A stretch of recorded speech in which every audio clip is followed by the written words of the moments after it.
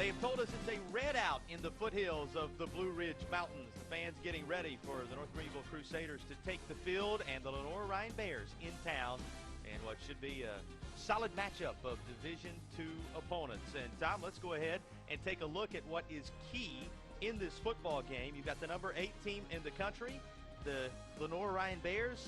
They've been rolling of late. What do they have to do to keep rolling? Well, a couple things they need to do. Control that line of scrimmage. They have a big offensive line, 3 returning starters. They rushed for 416 yards per game last year. They want to take advantage of that. Protect the football. No turnovers last week against Westchester in that win.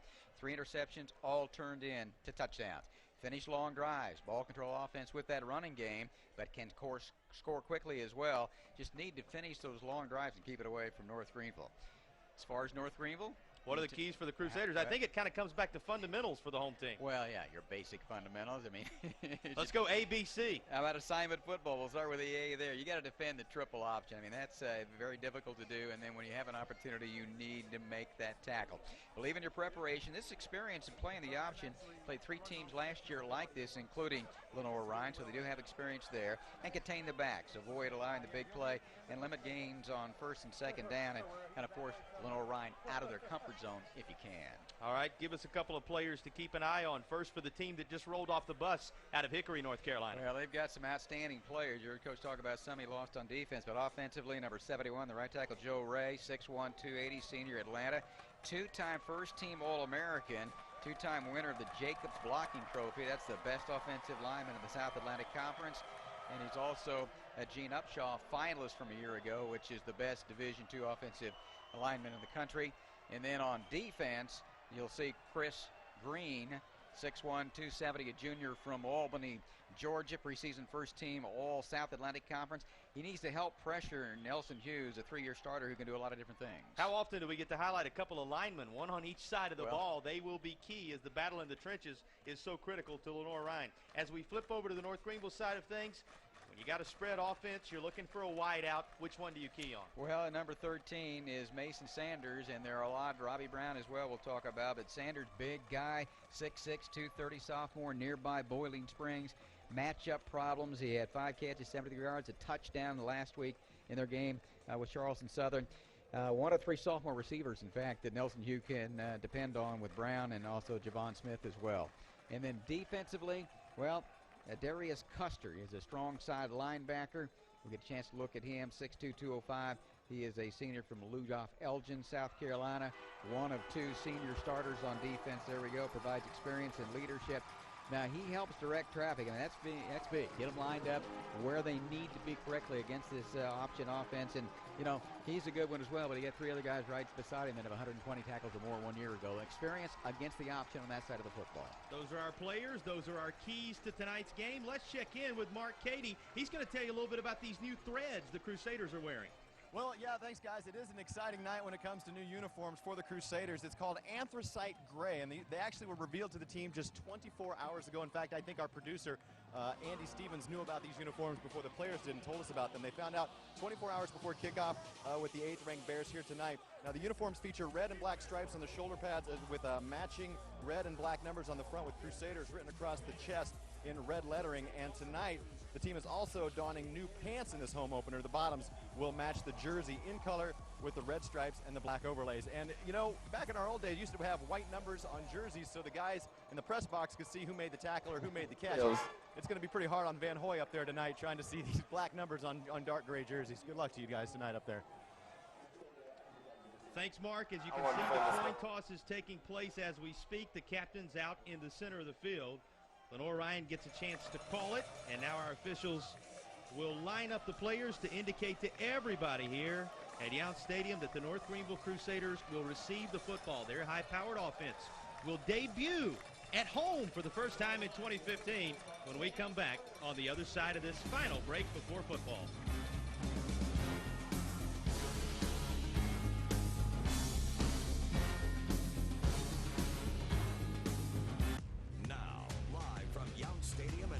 South Carolina, the Lenoir-Rhyne Bears versus the North Greenville Crusaders. Back in Tigerville, ready for football. The teams lined up. The opening kickoff just about to be delivered. Hunter Hare the junior, set to kick it away for the Bears of Lenoir-Rhyne, the number 8 ranked team in the country, a team that we've talked about streaks, Tom, 22 in a row when it comes to regular season wins. They had just the one loss. It was in the postseason, a team they felt like could make a deep run into the Division II playoffs a year ago. 16 in a row on the road. And this is the second of 4 on the road to begin things, as we documented in the pregame. Foot into it, ball in the air, and North Greenville set up for a return at around the 2-yard line, out across the 10 to the 15, and just across the 25 to the 27-yard line. That's where the Crusaders will take over. A couple of big licks on that opening kickoff return, as these players have been waiting all day. They're eager to get rolling, Tom. You got to have your head on a swivel. So from the standpoint of North Greenville getting the ball to begin things, and it'll be interesting. We know how good that Lenoir-Rhyne is on offense. We'll see how good they are on defense. I think they're pretty solid. You heard Coach talk about losing 3 All-Americans on defense from 1 year ago. So Nelson Hughes leads them out. You heard from the Dorman product in the pregame. It's out of Spartanburg, South Carolina. Roebuck, to be specific, now in his senior season at the helm of this North Greenville program. 5'11", 185 pounds. Team leader and quarterback. And they're going to come out of the backfield and swing a pass to the home side of things to get going. And the first connection for Hughes is made with Ricky De Los Santos. Yeah, De Los Santos target. Listed as a tight end there. I like the way they set things up there. They had the fake off the read, get it out quickly, had the numbers, good gain. So the first catch goes to the Bronx, New York native, De Los Santos. Pushing North Greenville forward for 9. Second down and 1.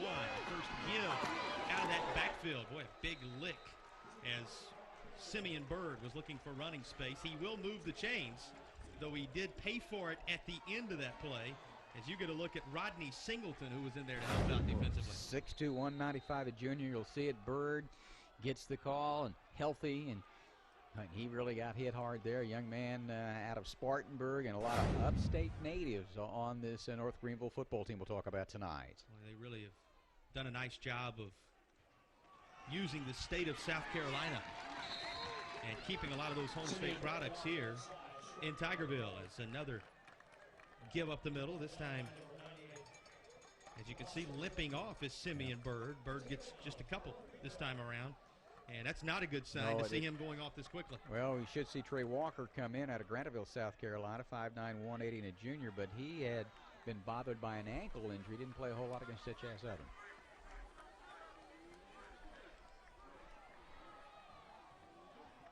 Second down, 8 yards to go. Initial drive of the football game. Over the middle. That is what you call throwing to a spot, Tom, and it was perfectly executed, because in that spot, once the pass was delivered, big number 18, Tyrasius Garrett. Take a look at the route he runs and the touch on this pass from Hughes. And great, good coverage, but an even better protection. I mean, you love when you have a third-year starting quarterback. We saw Hughes out of Dorman High School from Roebuck. He's an outstanding high school player and continues on college. Right up the gut. First look we get at North Greenville's number 22. Carrying it forward for a handful of yards is Ashton Hurd. Hurd puts them in a second down and 5 to go. Just underway on the northern part of Greenville County. We saw earlier in the foothills of the Blue Ridge Mountains, we have the North Greenville Crusaders. They're in those brand new home uniforms they're debuting tonight with that gray look, and of course Lenoir-Rhyne and their traditional unis, all white for the road look for the Bears. Making the trip over from Hickory, North Carolina. Hughes running out of the pocket, and this will be sailed out of bounds. Sets up third down. Let's check in quickly with Mark on Simeon Bird's condition. Simeon Bird came off, as you said, limping, and right now just getting the right ankle retaped. Maybe kind of tweaked a little bit, but he seems fine. His return is probable. Thanks, Mark. His return being probable. That's more than probable good news for North Greenville. They're going to need him in that backfield for the balance of this one. Third down, an important third down on the first drive for the Crusaders. As they push inside the 35-yard line of the Bears. Pass caught, still on his feet, and inside the 15-yard line before finally being drugged down. Another toss in the direction of Ricky De Los Santos. And the New York native making his presence known on this first drive. Jason, you can't walk it out there and put it any better. It was tremendous defense, I thought, and I mean, Hughes threaded that needle perfectly and able to move the chains. First down inside the red zone for North Greenville. Hughes going to turn with plenty of options. Gives to his back and rushing forward to down around the 12-yard line. That's another carry for number 22, Hurd. You know, we're talking about in the keys, the discipline on defense that North Greenville is going to have to show against the triple option. But what they've shown so far on this drive is a multitude of offensive formations, able to run the ball inside, able to bounce it outside, a couple of different receivers. I mean, very impressive first drive of the game for North Greenville. And a multitude of offensive weapons to go along with those formations. We've called a number of names so far. Second down. Little pass out in the flat, and positive yardage will be gained by De Los Santos. Inside the 10 to the 9, it's going to set up third down and a couple. They've already converted on one third down. They will need another as you look. Ricky De Los Santos, the senior, right in the eyes on this drive for the Crusaders, which now takes the clock under 11 minutes first quarter. Greenville knocking on the door. They're the only team to touch the football so far. Will it end with points? Hughes, a little pre-snap motion. Now a spin move that will free Hurd into the end zone, and the Crusaders bring everybody dressed in red to their feet right away. An early touchdown for the home team. They lead it 6-0. Boy, that's about as impressive as you can get. Sometimes you'll defer, but they defensively put Lenoir-Rhyne on the field and then able to move it up and down the field there effectively and got the touchdown. Well done. Nice look here. Got it blocked up front, but also an outstanding run. Now remember, he came in replacing Simeon Burr.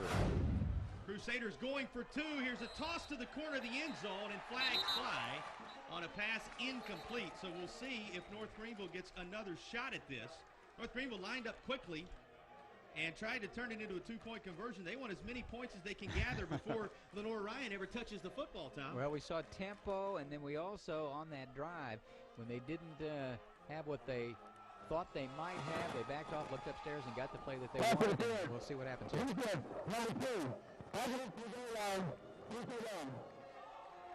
Ref's mic a little muffled, perhaps the weather having something to do with that, as raindrops have been falling across the first several minutes of this football game here in Tigerville. They're going to get another chance at it. Second opportunity at getting it in there, Tom. And you look back at that run, we were talking about Ashton Hurd. Hurd is a guy who's not even on the two deep for the North Greenville Crusaders, but he will be this time next week, that's for sure. Very aware of him now here in Tigerville. Lined up, trying to add to the lead. Caught, it's good, and the Crusaders maximize their effectiveness on their very first possession of the ball game.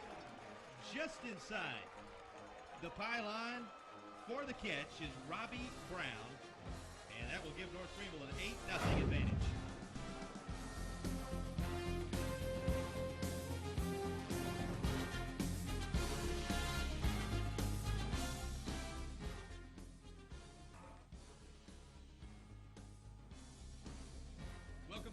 Tigerville, South Carolina, locally produced college football. Brought to you by Katazoom Custom Wraps. Well, if you're having trouble getting your local business noticed, looking for a cost-effective way to reach thousands of potential customers every day, let Katazoom Custom Wraps help you. We specialize in vehicle wraps, rear window graphics, vinyl lettering, vehicle magnets, and more. Just visit www.katazoomcw.com and they'll take care of you.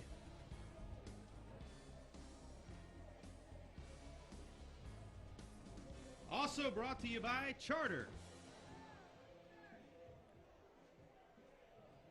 and Bojangles.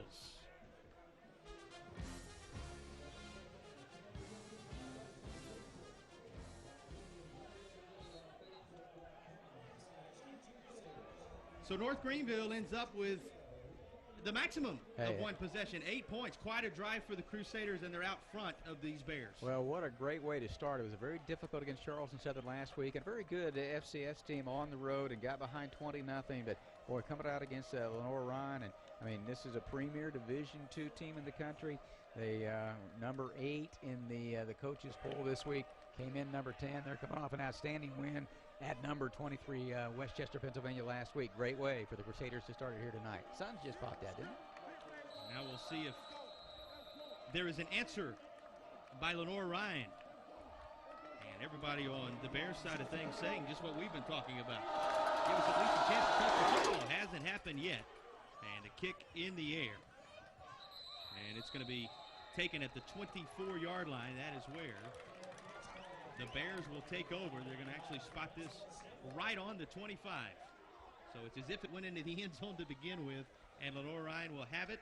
Let's take a look at their quarterback, Tom, and break down just what Evan Sims is capable of providing for the Bears. Well, we saw Miles Freeman last year. He was outstanding. Sims got a chance to play in some ball games a year ago. 6'1", 180 sophomore. How about out of Greenwood, South Carolina, one of 4 South Carolina products on this team. And young man, 14 carries, 161 yards, and 3 touchdowns last week in his opening debut against Westchester. First give right up the middle, expect him to keep it on the ground throughout the night tonight. What about the surrounding cast for Sims? Who else do we need to keep an eye on here? Well, Michael Patrick, you see him there. He's an outstanding running back. They lost Chris Livingston. They lost Gerard Spears from 1 year ago. But they like Patrick and the guys up front led by the center, Dale Howard. And they're an experienced group. We talked about Joe Ray, that right tackle as well. Victor Brannon, if they throw, he may be the one they throw to today. Well, Coach was teasing you when you conversed with him in the pregame. There's plenty of room. And loose down the far sideline is James Phillips. And Phillips across into North Greenville territory. Coach was teasing with you before the game started that they'll at least throw it in warm-ups, and that may be it. We'll see it. Yeah, I got to ask him about that. You get a look at it here. So you run a little option. There's the penetration. Kick it out. You got a block on the edge, and then broke a tackle. We talked about the ability to make tackles when you need to, and an outstanding run there. A lot of things to defend against this triple option. Well, you talked about the block on the edge. There were several good blocks on that play. There are more here. Running lane to the near side this time, as Ivory is loose. That's Christian Ivory, the senior, down the other sideline and nearly in the red zone at the 21. I mean, they do about as quickly running the football. Some teams do throwing the football. So many different things. Is it going to come back maybe a little bit? Let's see what they say. We'll listen in.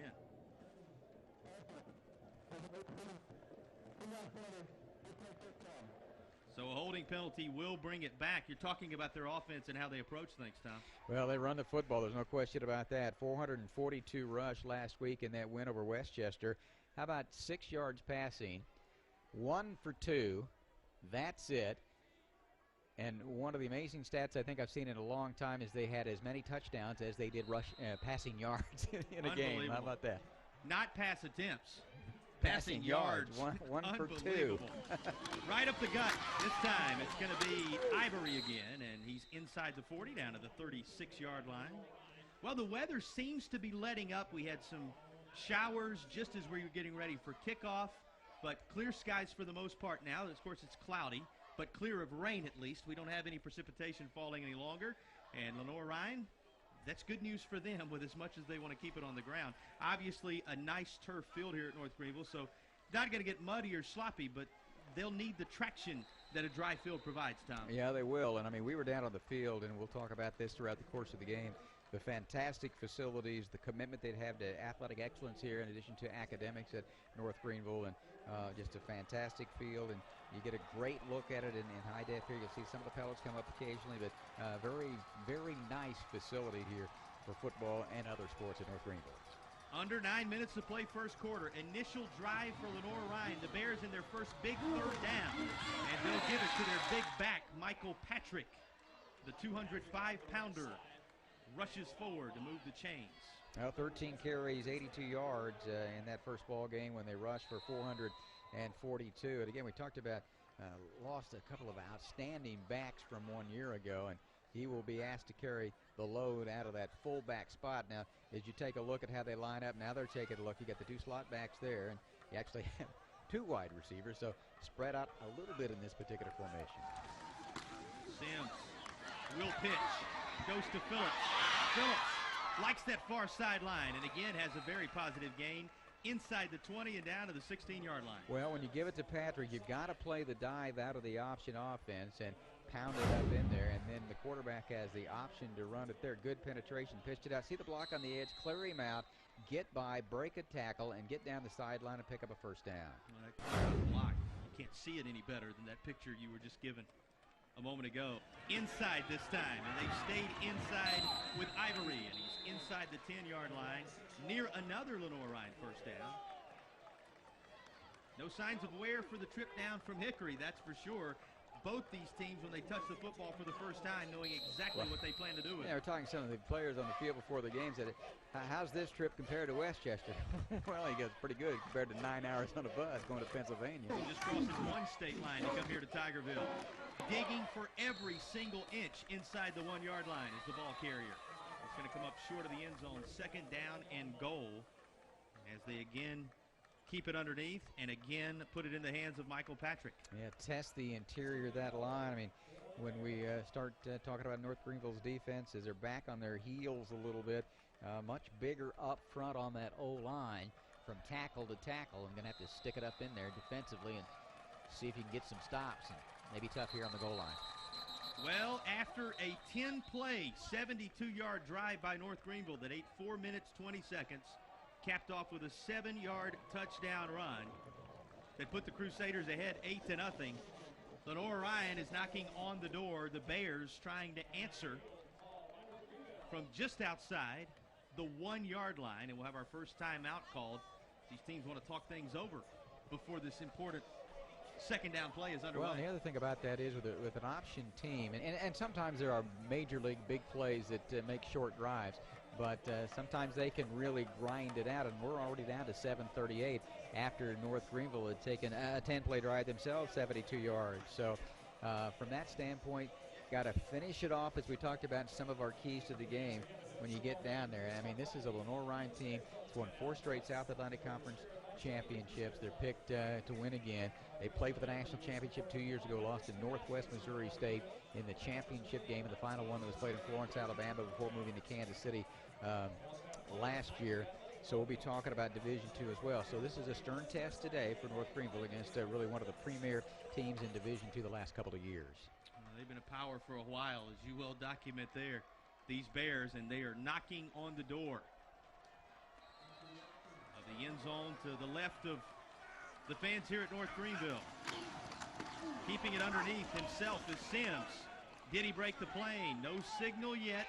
Both officials running in. They're trying to see where he's landed with the football, and still saying third down is forthcoming for Lenoir-Rhyne. Well, that was an interesting call there. You know, you get the 2 slot backs there, you get the fullback, and that time Sims just followed up inside back of Patrick and went off the center and right guard. And good job by the interior to get a good push to begin with and not let him get into the end zone. Crusaders trying to make a goal line stand. Third down. She's going to look right up the line. Trying to go over the top, and sneaking in is Kristan Ivory. It's the senior back who carries it across to make it an 8-6 game. Just went up high and airborne, and now we get the official, and Ivory was very effective in that drive. Different way to score. It doesn't, you get a look at it here. It just goes airborne. He did cross the double stripe for the touchdown.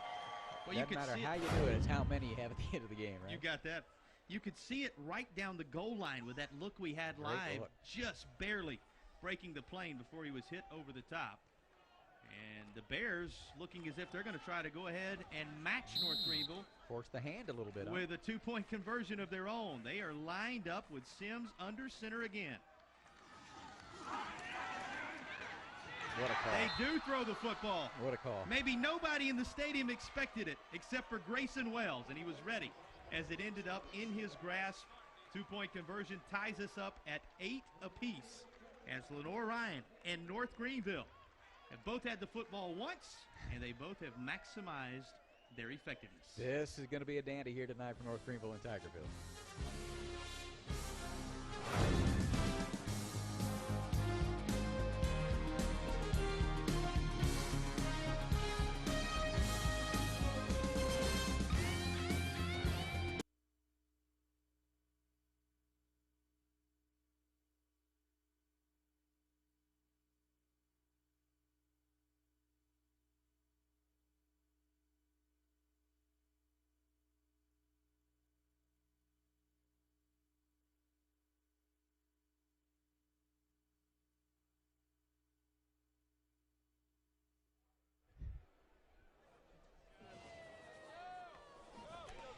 Well, as we come back, we got a great ball game ongoing, tied at 8 now. Both teams with one possession and a touchdown as well. Gives a chance to tell you, with the service you get from State Farm, you might think their car insurance costs more.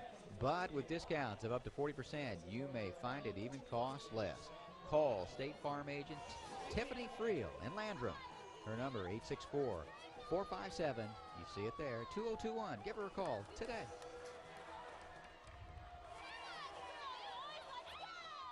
11 plays, 76 yards, 3 minutes, 41 seconds off the clock, capped off by a 1-yard Ivory run. Those numbers sound familiar, Tom. It was almost the same type of drive from these two teams, and it ends with the same result. 8 points up on the board for each team so far. This is going to be a fun one tonight. We have two contrasting styles offensively, which is pretty cool when you think about it. Everybody spreads it out nowadays and tries to throw it all around and do some different things. And, Lenoir-Rhyne, I mean, they lined up in the wishbone. I thought it was Oklahoma back 1975 there. It was about as effective, wasn't it? You having flashbacks? I did. I was like hyperventilating up there. It is fun to watch these two different styles of football, that's for sure.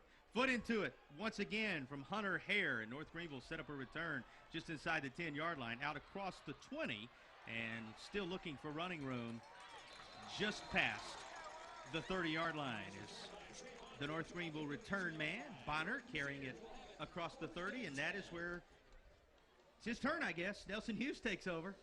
Round 2 for North Greenville. Well, Nelson Hughes, young man, out of Dorman High from Roebuck. We saw him in high school and how effective he was as a high school quarterback. And, he comes here to North Greenville, and, he's just had an outstanding career. He's had back-to-back 3,000-yard passing years. And, I mean, it's great to have a guy, a quarterback, that you really can depend on as a quarterback.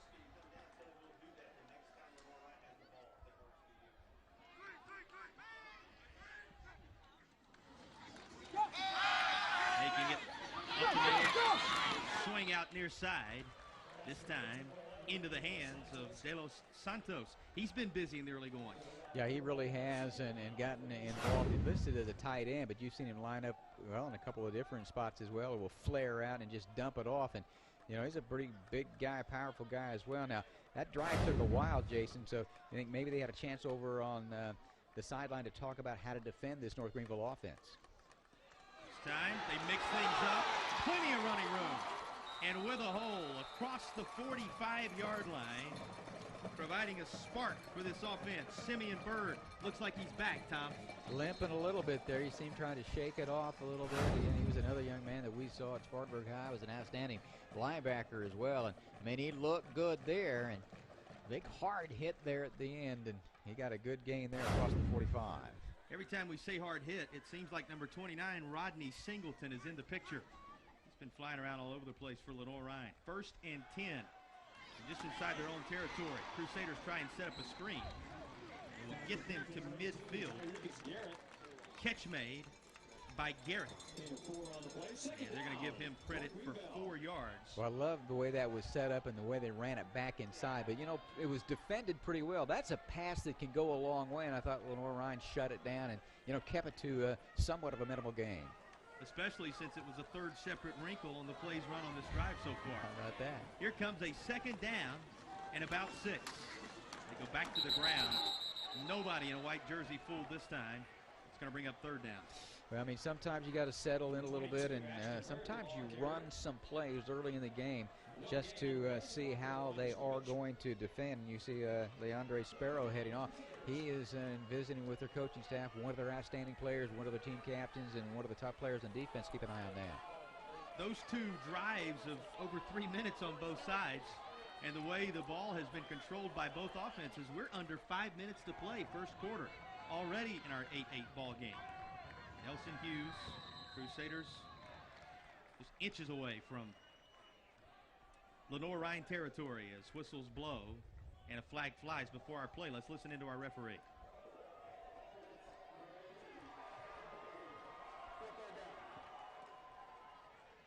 False start will back the Crusaders up. It's going to be 3rd down and now 11 yards that will be necessary. North Greenville needs to get inside the 44-yard line of the Bears. Yeah, this kind of has a little bit of a frenetic pace to it. Most teams have come out and have been successful, and at some point you got to get off the field, and I'm sure we'll see that as the game goes on. A couple of big third down conversions propelled North Greenville to the end zone on their first drive. Here's another one. This time, they're not so fortunate as working his way in there. Big number 95, Kalen Elkins, a redshirt sophomore, dragging down Nelson Hughes to force the Crusaders to punt. That's a big-time play there. He's been protected well for the most part, able to use that swim technique, moved inside the tackle and the guard there, and able to get Hughes as he went down back at the 35. So good recovery there defensively, and see what the return team can set up here. He was assisted by Chris Green, our player to watch, who came in there at the end. The work being done initially by Kalen Elkins. Here's a punt in the air. This Crusaders' Bobby Foose gets a foot into it. It's loose at the 30. North Greenville believes they have it. Our official running down the sidelines is saying that the ball was picked up out of bounds, and Lenoir-Rhyne dodges a bullet here at the 3:39 mark of the first quarter. The Crusaders may have very well ended up with the football, but not still in the field of play, Tom. Wow, I mean, that ball was kicked short and on the run. It's a tough catch in traffic about the shoe tops, and on our sideline there, and see if we can get a look at it. But that was, man, that was one, as we will see it. Yep, just went off the thigh pad there. Let's see how close it is to being inbounds once the Crusaders have possession of it. The ball's still loose. Up, I think. A couple of coaches in the shot there, but you could see as it was working its way out of bounds, that was when it was finally possessed by the Crusaders. And Lenoir-Rhyne, as a result, they take over. First down and 10 from just inside their 30. Here's the first carry. Big lick. The North Greenville defensive line right there. Well, it has been an interesting chess match so far between Jeff Farrington and Ian Shields. For a little more on Ian Shields, the head coach of the Lenoir-Rhyne Bears, let's check in with Mark Cady. Yeah, head coach Ian Shields is in his second season as the head football coach at Lenoir-Rhyne, and he came to Lenoir-Rhyne after spending 5 seasons as the associate head coach and offensive coordinator at Army at West Point. He's the 20th head coach in Lenoir-Rhyne history, and they finished last year with an 11-1 record, a perfect regular season, and 7-0 mark in South Atlantic Conference play. They also won their 4th straight league title, earned a top seed in Super Region number 2 for the 2nd straight season, and garnered a number 8 final ranking last year. And during the year, they were also ranked as high as 3rd. He was named SAC Coach of the Year. He's a fantastic coach. Anybody, anywhere in the Southeast will tell you that. Tom, while Mark was giving you a little more information on the coach, he showed us another wrinkle. Here's a double pitch. Watch this. When is the last time that you have seen a running back take a pitch and then pitch it again to another trailing back? Double first time, long pitch time for me. For a first down. Wow. And a new set of downs at the possession of Evan Sims. This time they keep it right up the middle to the 45. Flags are going to fly right around the 40-yard line, away from the play. And our officials now ready to sort things out, as what is going to be 2nd down and 6 may change based upon what was happening away from the action. Let's listen in.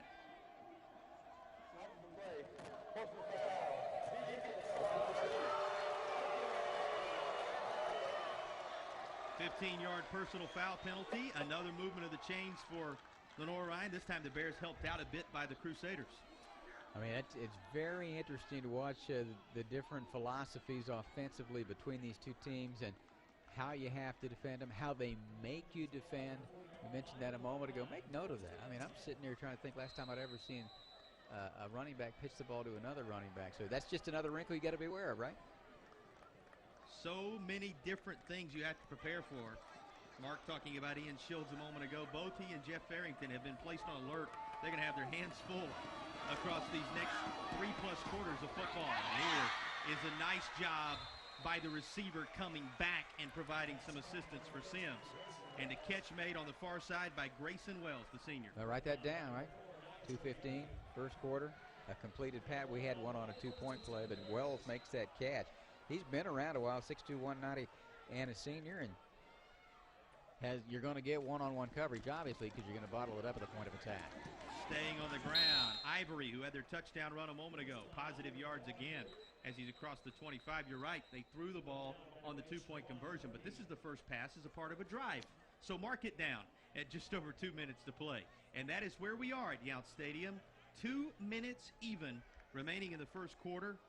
Both teams scoring one touchdown, both opting to go for two-point conversions, and we're at 8-8 as the first quarter winds down. Well, 1 out of 2 if folks just joined. That's it. For 6 yards last week and an outstanding win against number 20 Westchester, Pennsylvania. Well, how about that play? Jumping through the line and creating a fumble. Now, who came up with it? The Crusaders are again saying they have. Flag down at the 44-yard line. It will be North Greenville football. Well, we're going to have to go back and take another look at that, Tom. Just as the ball was snapped, one of those defensive backs for North Greenville coming right through the line, and there was no chance for Evan Sims to do anything. As soon as he was hit, ball popped loose, and the Crusaders take over. Here's another look at it. Watch this. Man. Timing. Just really timing up the snap. On it for an instant was Patrick, but then a host of gray jerseys there to take it away. Our referee's about to tell us a little more. After the play, sideline interference, Lenoir-Rhyne sideline. 15-yard penalty from the end of the run, first down.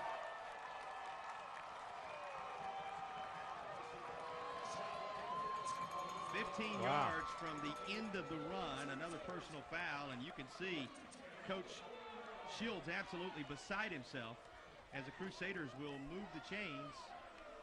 They will have the chains move for them did he say before that they penalty take was over. because of the sideline? The 41. Wow. We're trying to get a number on who made the contact. Now, Bernie came up with it there, and then the penalty. So here comes North Greenville from the 41. 1:48 to go in a high-impact first quarter. How about that? 8-8 the score. And Nelson Hughes dropping back. Got a man on the sideline. Another catch. The connection made with Tyrell Hillary. And first down yardage is again acquired by the Crusaders. You know, we're talking about Mason Sanders, talking about Robbie Brown, talking about a number of players as well. But what you forget sometimes is you get a good look at that, a little bit of a cushion there. Got it out in a hurry, got it where he could catch. Had 10 receivers who played 10 games last year. They've got experience at that spot other than the sophomores we were talking about. Crusaders on the ground. More room. Ball loose, but they're whistling as if it was down inside the 25, and that is going to be the case. Carrying it forward once again, Ashton Hurd. Remember, he carried that 7-yard touchdown run for North Greenville on their first drive. And the clock ticks down toward 1 minute to go, first quarter. Crusaders trying to take the lead after really the story right now, the turnover for Lenoir-Rhyne. The Bears coughing up the football on really a guy who just happened to time the snap up just right for North Greenville, and that defensive effort giving their offense a chance to push back out front and up the middle inside the 20 down into the red zone. Should be first down yardage for Hurd. Ashton Hurd, he's been a workhorse for the Crusaders. Well, and that's Simeon Bird giving their offense out a little bit to push back earlier in the game up the middle. Hurd getting the call right away. Get the sense he was a part of the game plan all along, though, in this one tonight. And with the clock rolling under 40 seconds, he remains out there in the backfield for North Greenville. They're going to reset the play clock. And the officials now with everything matching up and in order. Play clock rolling down from 20, game clock rolling down from 33. Hughes. Pass out in the flat. Catches there, trying to make a move was Hillary. And the North Augusta, South Carolina native, North Augusta High School product, could not make a man miss. Nice open field tackle that kept it where it is, Tom. I tell you, Rodney Singleton you saw going off there. He's been a factor defensively early in this one. And this was a team a year ago that was outstanding defensively. You see winding it down. We'll come back and talk about it more when we get set for the second quarter in a moment. It's going to bring our first quarter to a close. Both teams scored on their very first possession of the ball game. They opted to go for two. We're at 8-8. Not the usual football score you see, but that's where we are after one. Back with more from South Carolina's Tigerville here in just a bit.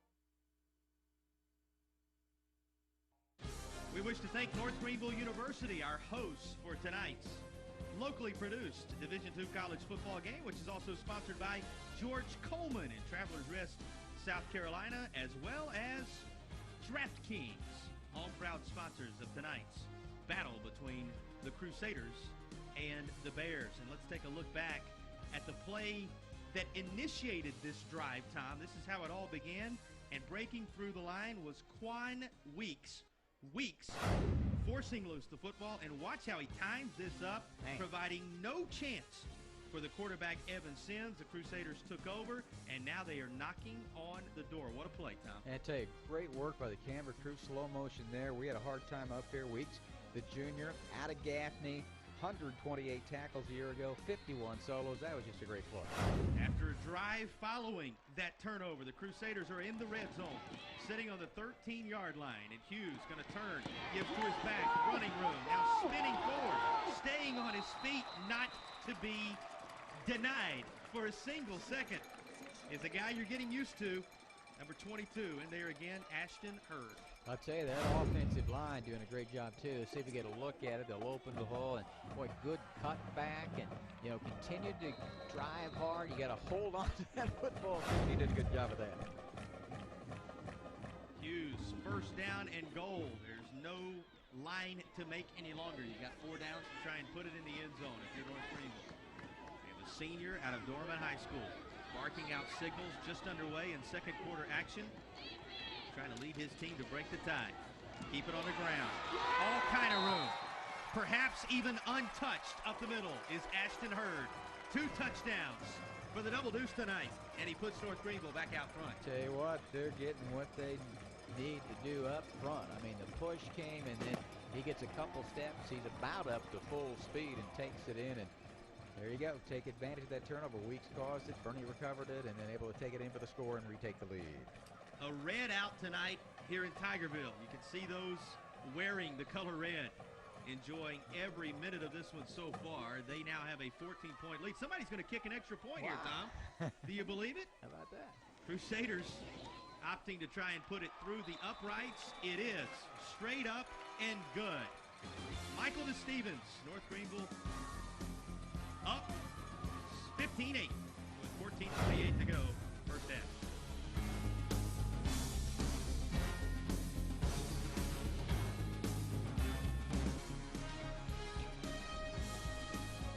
And as we come back, at a great ball game going on, as you can see there. If you're having trouble getting your local business noticed, well, looking for a cost-effective way to reach thousands of potential customers every day, let CataZoom Custom Wraps help you.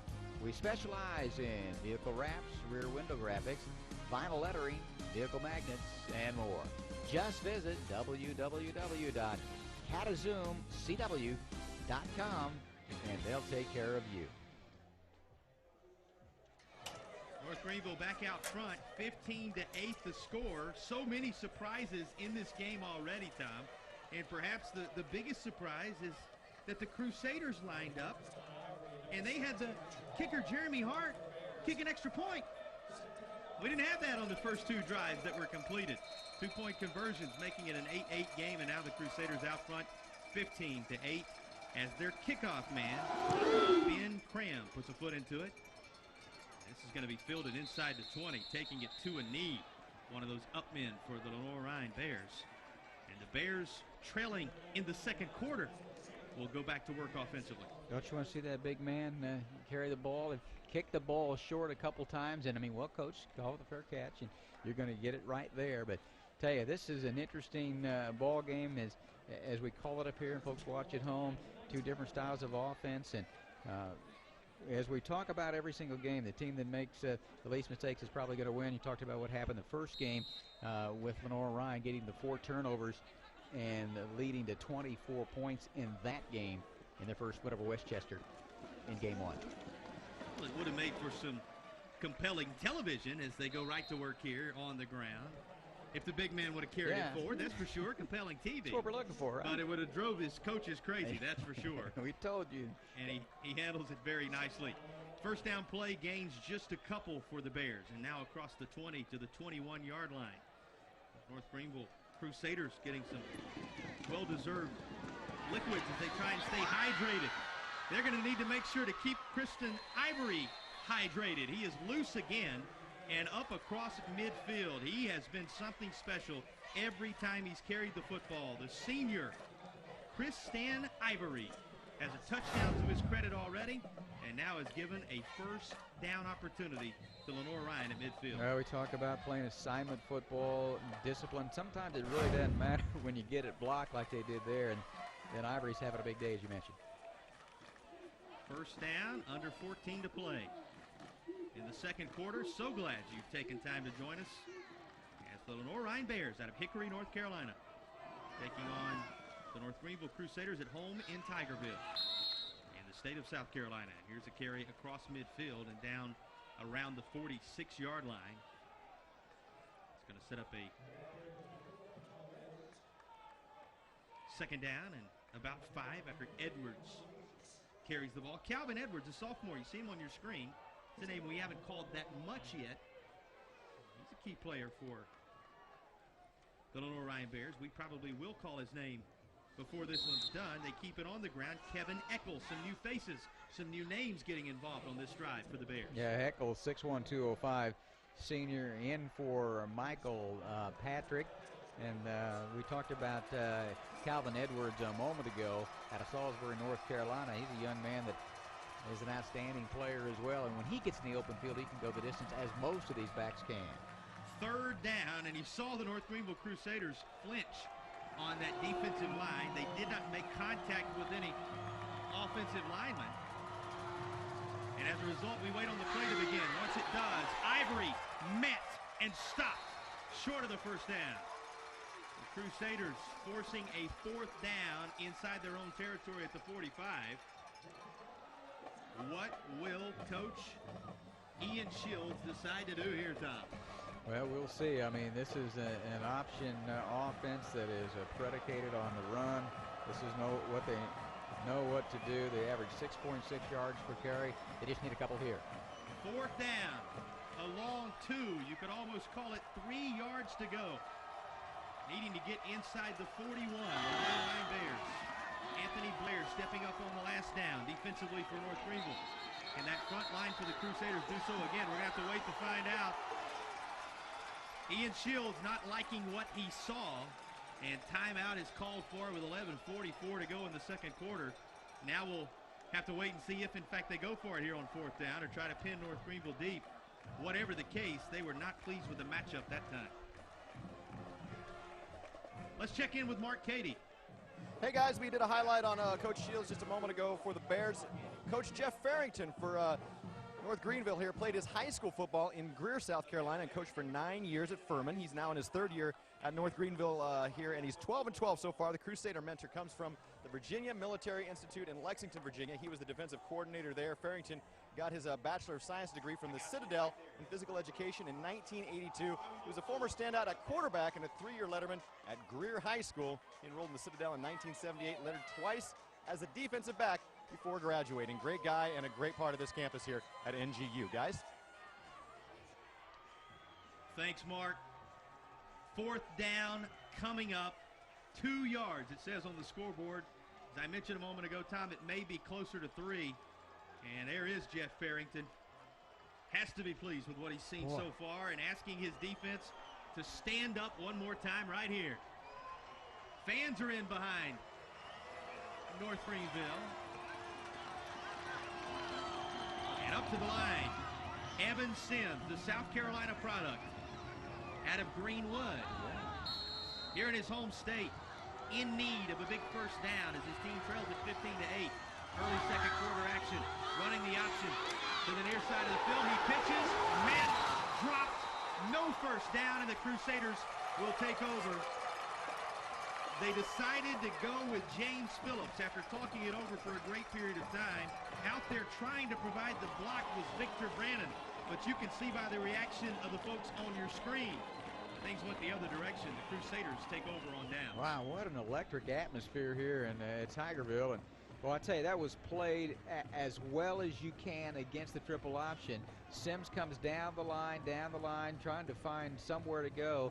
Played it kind of slow, played it, and made him make a decision by that time, the pressure coming up the field. And then we talked about making the tackle in the open field and making a sure tackle, and that was, and get the ball back. See if they can take advantage of it offensively. Perhaps we'll get a chance to show you that stop again.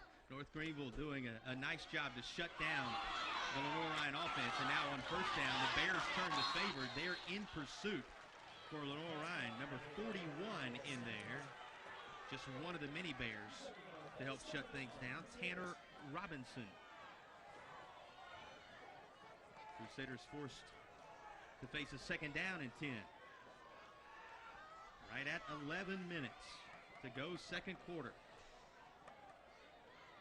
North Greenville looking over to the sideline, and it appears as if the coaching staff for the Crusaders want timeout. Now word on the field that that's the case. North Greenville to talk it over as they take their first time out of the half. With 11:03 to play, Crusaders at 15-8, their advantage. I tell you, it's been a good start to this one with 11:03 to play here in the second quarter. Kind of settling in a little bit here, and I tell you, I think we're in for an outstanding ball game here tonight. Let's check in again with Mark Cady down on the field. Well, guys, you've alluded to it throughout the broadcast. What a fantastic facility, Yon Stadium here on the campus of Northern Greenville University, now celebrating its 10th year in existence. The turf here, though, only a couple of years old. The scoreboard, brand new, and there are many other aspects of this field and this facility that's absolutely perfect, including the Angie and Sam Kelly Strength and Conditioning Center, which we had a chance to check out earlier. Almost a level D1 fitness facility. In fact, today, prospects and recruits moving through the campus just in awe, and that's actually where they hold the meetings because of its stature there. Plus, they're putting in new turf softball fields. They've got a 4,000-seat basketball arena coming in as well, all thanks to gifts from alumni and people who like NGU, of course, a private school, so no tax dollars going to put all this together on a very, very impressive campus. Guys. Thanks, Mark. Second down, 10 yards to go for the Crusaders. A big defensive stop a moment ago for North Greenville, giving them the football back after a huge turnover earlier. Can they convert this one, the turnover on downs, into points? Won't happen here on second down as it sails out of bounds from Nelson Hughes. Third down coming up. I'll tell you, that's a three-year starter play right there. And we talked about Leandro Sparrow, the right defensive end, and he came hard. And, you know, Hughes not going to throw it downfield. Nobody was there, and he got in a hurry, just throw it away. Lived to play another down. Nice play by Hughes as you see him there. And Sparrow. Under 11 to go. Third down. North Greenville in their own territory at the 44.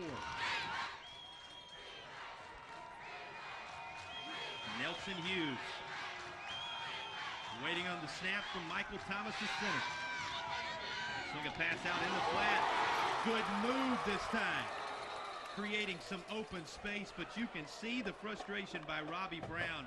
The junior thought he was going to be able to slide loose, Tom. Well, he'd like to. He's a guy, if he gets open, he can go the distance as well. It was blocked well. They brought two of the linebackers, picked up, and then slipped on that turf, both the defender and the receiver. Brown out of Swansea, 6 feet, 175 sophomore. He caught 80 passes last year. Flags fly before the fourth down try on 4th and 1. And it looks like it's going to be motion against North Greenville maybe to back them up. You're talking about Brown. The world will never know what would have happened had he not slipped up, but it would have been interesting to find out. He looked as if he had some space as you hear the call.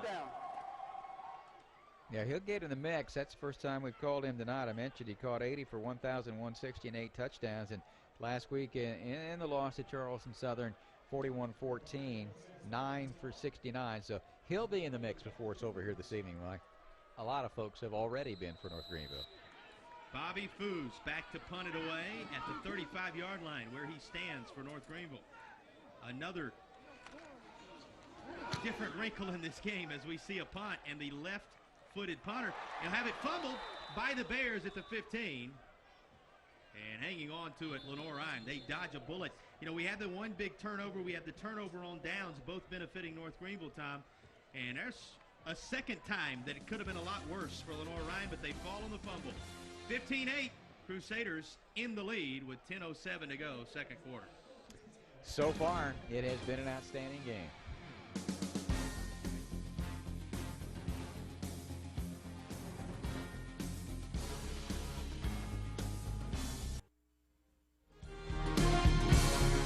Welcome back to South Carolina. The home team out front 15-8. North Greenville over Lenoir-Rhyne.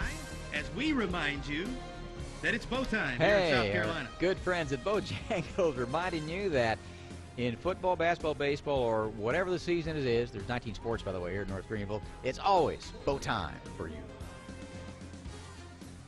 Lenoir-Rhyne Bears with the football, first down and 10. Going to give right up the middle. They'll keep it on the ground as they tend to so often do, though we have seen them go to the air a couple of times. It's Chris Stan Ivory on the carry, number 3. We mentioned some of the players that have been busy on the North Greenville side of things. Nobody's been busier for the Bears than the gentleman wearing number 3. Yeah, Ivory has been in the mix a lot here so far. North Greenville tried to jump the snap the same way they did on that play. They broke through the line there, Tom. This time a little early getting there, and the flags fly. Now let's see. To be confident that there was no movement, but that looked like the same type of walk-up that the Crusaders used to turn the football over the last time around. Officials huddled up talking about it. And we'll get word here in just a moment from our head referee. In fact, it appears he's ready to fill us all in right now. Offsides. Defense number 90 in the neutral zone, causing the offensive player to jump. 5-yard penalty, still second down. They call it on Anthony Blair, number 90, getting there a little too quickly, causing the offensive player to jump, working his way into the neutral zone. So it is 5 yards awarded to Lenoir-Rhyne, puts him in a second down, and 3 yards to go. On the ground, the big body, and breaking loose is Kevin Eckel. And they use that fullback style body of Eckel to make their way deep into North Greenville territory. A tremendous run by number 24. Okay, nothing fancy about that. We're just going to go right up the middle. 6'1", 205 senior. 8 carries, 38 yards his last time out of the win over Westchester, PA, but a big run there just up the gut. Boy, Lenoir-Rhyne, a team that so impressive in that they can come up with a large chunk of yards in the blink of an eye, Tom. 9.5 to go in the first half. Crusaders leading by 7, but the Bears of Lenoir-Rhyne charging down the field. And they again turn to Ivory, who goes up the middle for a handful. Going to be second down and about 7. You know, you're talking about Ivory, 5'8", 200 senior out of Los Angeles. 8 carries, 46 yards, 2 touchdowns last week in the win over Westchester. That was an impressive win in a top 25 matchup, and had runs of, we mentioned, 22 and 8 yards. He's having a great first half here so far. Sims at some point I think is going to get a little more involved running the ball. Option coming to the home sideline. Great Big lick in the open field.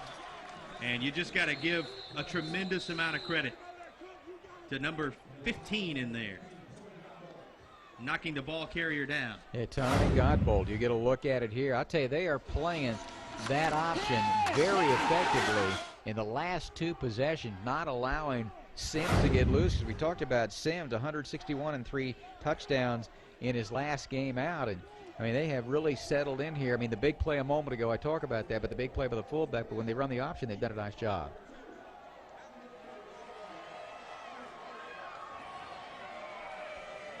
So another penalty against the Crusaders, as you heard there.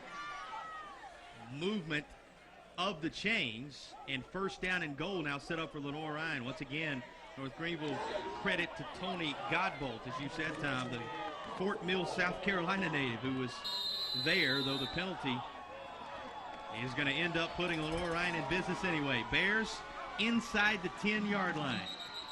And flags before the play really gets underway. Officials busy on this drive as they sort out another penalty. And you know where that ball is and the type of offense that Lenoir-Rhyne runs, and we'll try to get an indication here. Offense, number 3, 5-yard penalty, still first down. This time the penalty going the other direction.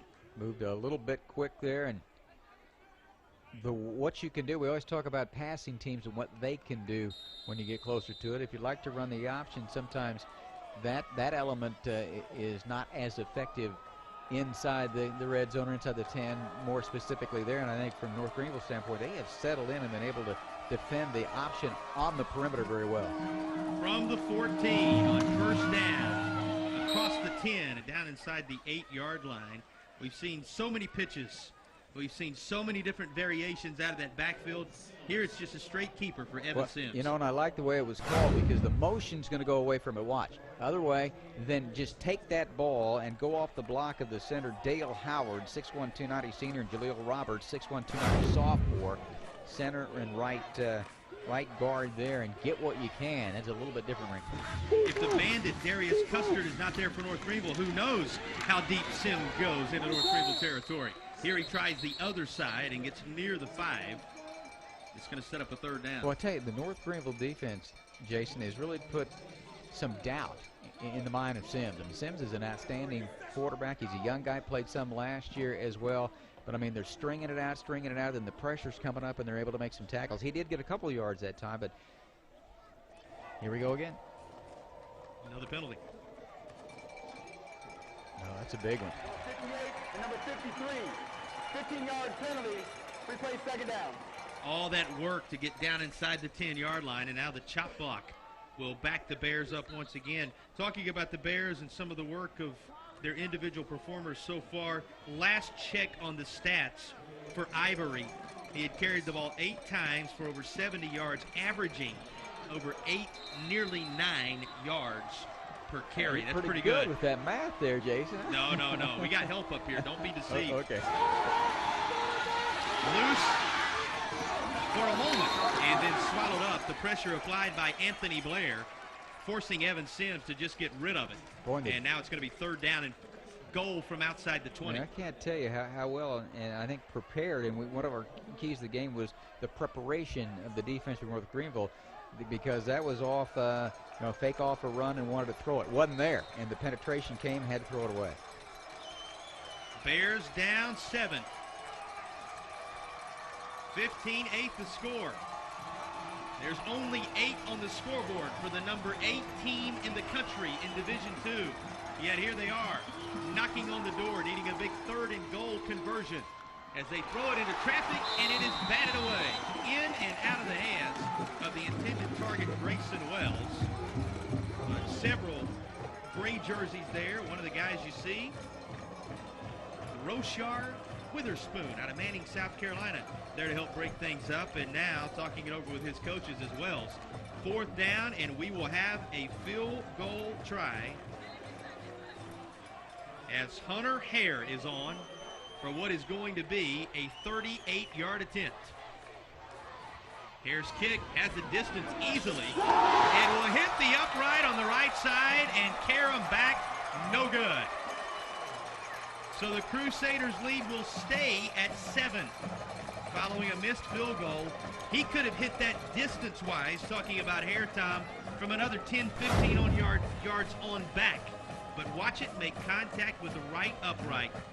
Couldn't quite sneak it inside for 3. Boy, good work there. A little slow motion you see. And I'll tell you, I said I worked a long time with an old defensive coordinator in D2, and he said it doesn't count until you cross the double stripes or you get the ball between the uprights. So the defense did its job there. Hurt by penalties, though, on that drive, I thought. Inches from sneaking it inside that upright were the Lenoir-Rhyne Bears. 9 plays on that drive, 85 yards, 3 minutes taken off the clock. But as you said, Tom, it really came down to the penalties that backed the Bears up, and that is a 2nd turnover on downs in the last 3 possessions for Lenoir-Rhyne, forced by the Crusaders. And now North Greenville under the direction of Nelson Hughes. Back to work. 7:22 on the game clock in the 2nd quarter. Hughes gets it to his receiver. Now, are they going to say he had possession? Initial indication from our referees is that ball was never caught. So try tell that to the guys that are all piled up right there in the middle of the field. Yep, they made I think, a pretty good definitive call there. You have to catch it, and as they say, in quotes, make a football move. I think maybe tried to run a bit before you caught it, and maybe anticipating the big hit that was going to come with it. Nelson Hughes ready for 2nd down.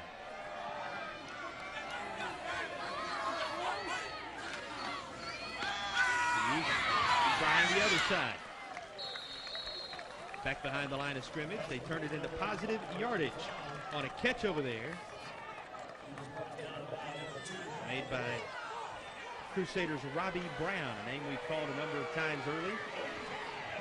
Those new uniforms that they've got, good-looking unis, Tom. Yeah. Numbers blacked out just a little bit, though. Well, it's but they are sharp-looking uniforms. Just get up close like the camera. We can see you. I see you looking right down in the monitor. Here comes the third down play. Hughes over the middle, in and out of the hands of the intended receiver. Again, trying to go back to Robbie Brown, incomplete. Let's check in with Mark Keady for a little more on what the environment is like here at North Greenville tonight. Mark chasing Hey, down. I'm here with head coach Cheryl Young, and you know, you're a cheer coach here with North Greenville. And how long have you been a cheer coach? This is my first year. And how many girls do you have on squad this year? This year we have 21 total on this squad, and then we have 14 on our other squad. So you have 2 squads going at both sides of the field. We do, correct. We have a red squad and a black squad. Are these girls on scholarship? A lot of them are. Most of the guys have a little bit more, but most of the girls have some too. And how much time do you put in every week for cheer practice? Usually 15 hours or more. Any big competitions this year? We got 3 coming up, one at Limestone next semester. All right, very good. Well, nice to meet you, and congratulations to your coach. Let's get a look at some of these cheerleaders. All right.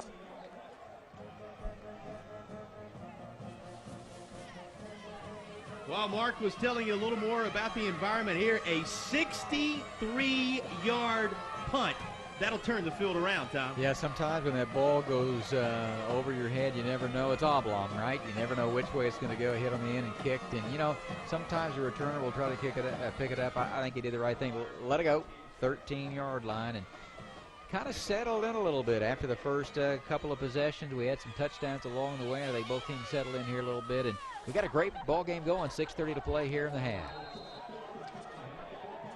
So taking over deep in their own territory, the Bears, after one of the better punts you'll see at any level.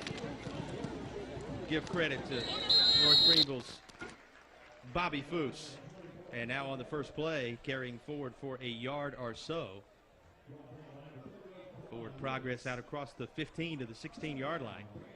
Bring up 2nd down and 7. Let's take another look at this booming punt, Tom, by Bobby Foose. And Wells, I mean, he couldn't catch it, let it go, and run away from it. Now running loose on the far side, up across the 30 is Ivory again. And with runs like that, this one for about 20 yards, he's going to keep adding to that 8.9 yards per carry he's already logged in the game. He is a good-looking back. He's, you know, listed as a slot back. You see him go in motion. The quick pitch there. He's got lead blocker out on the edge. They cut it, the block back inside. That provides that avenue. And then the free safety and some of the secondary people have to come over, and linebacker sliding down to make the tackle there, but not before. He got about 15 on that play. Perfect look. Good camera work on that play to follow the ball carrier. Let you see just exactly how quickly that Ivory was able to cover that yardage. Has them 1st and 10 at the 36-yard line. Under 6 minutes to play. Well, the way possessions have gone in this game, North Greenville could be looking for a defensive stop here that would allow them to carry the lead into the locker room, Tom. Both teams have had 5 possessions. That's it here in the first half. Remarkable. As they keep it on the ground, right up the middle. A helmet loose at around the 34-yard line. And carrying it forward is Kevin Eckel, the senior. Brings up 2nd down, and they're going to call it about 7. Tell you, keep testing that interior. We saw a big gainer by Eckel a little while ago, and I mean, you have to defend that first. But I also think North Greenville, we talked about it, they have really done a nice job of protecting perimeter when Sims is trying to get involved. There it goes. Sims pitching it at the very last moment, though there's little running room for Ivory on this occasion. He's just across the 40, 3rd down and 5. Well, they have slow played it before, and this time the penetration was there. He had to get rid of it. Now watch the play here. It'll come across the line of scrimmage, played well, pitch it out, nice catch, but it was also defended well on the perimeter and knocked him out of bounds. We talked about assignment football in the pregame. That's one thing you can put a check mark by for North Greenville so far. They have played their assignments defensively. They'll need to do so again here on 3rd down. Pitch to the near side. Looking for room is Calvin Edwards. He finds a little, but he appears to be short of the 1st down. It's going to bring up 4th down and a long one. Nearly 2 yards going to be required. Take another look at the catch, or the pitch, and the run. Toss, sweep, got a big offensive lineman and a blocking back out in front and sliding down the line of scrimmage to make the play. So Michael DeStevens, the junior, out to punt it away for the Bears. Talked about limited possessions. We haven't seen a lot of punch yet in this game. Saw one of the better punts you'll ever see a moment ago from this young man's counterpart, Bobby Foose for North Greenville. Let's see what DeStevens has in his foot. This is a booming punt. Going to be fielded inside the 20. And swallowed up is the return man at around the 24-yard line. North Greenville with Nigel Gay back on the return. And a minimal return, if very little yardage. With 4:09 to play first half. Nelson Hughes back out onto the field again. Well, I'll tell you, the defense did its job there. I don't know how many times he probably go back and take a look at it with Lenoir-Rhyne over the years. How many 3-and-outs have they probably ever had out of that offense? Not many, but again, you want to do, if you can, even though they can get big gains at any time, if you can get them into a situation where it's 3rd and long and maybe forced to pass. We saw that earlier in the ball game, and I think Greenville's defense has really done a nice job. But we talked about that in the open, that they played teams, they played them last year, played shorter, some other teams have run the option. So these guys that are playing tonight have experience against this type of offense. So a shocking win in that victory bowl against Shorter a year ago.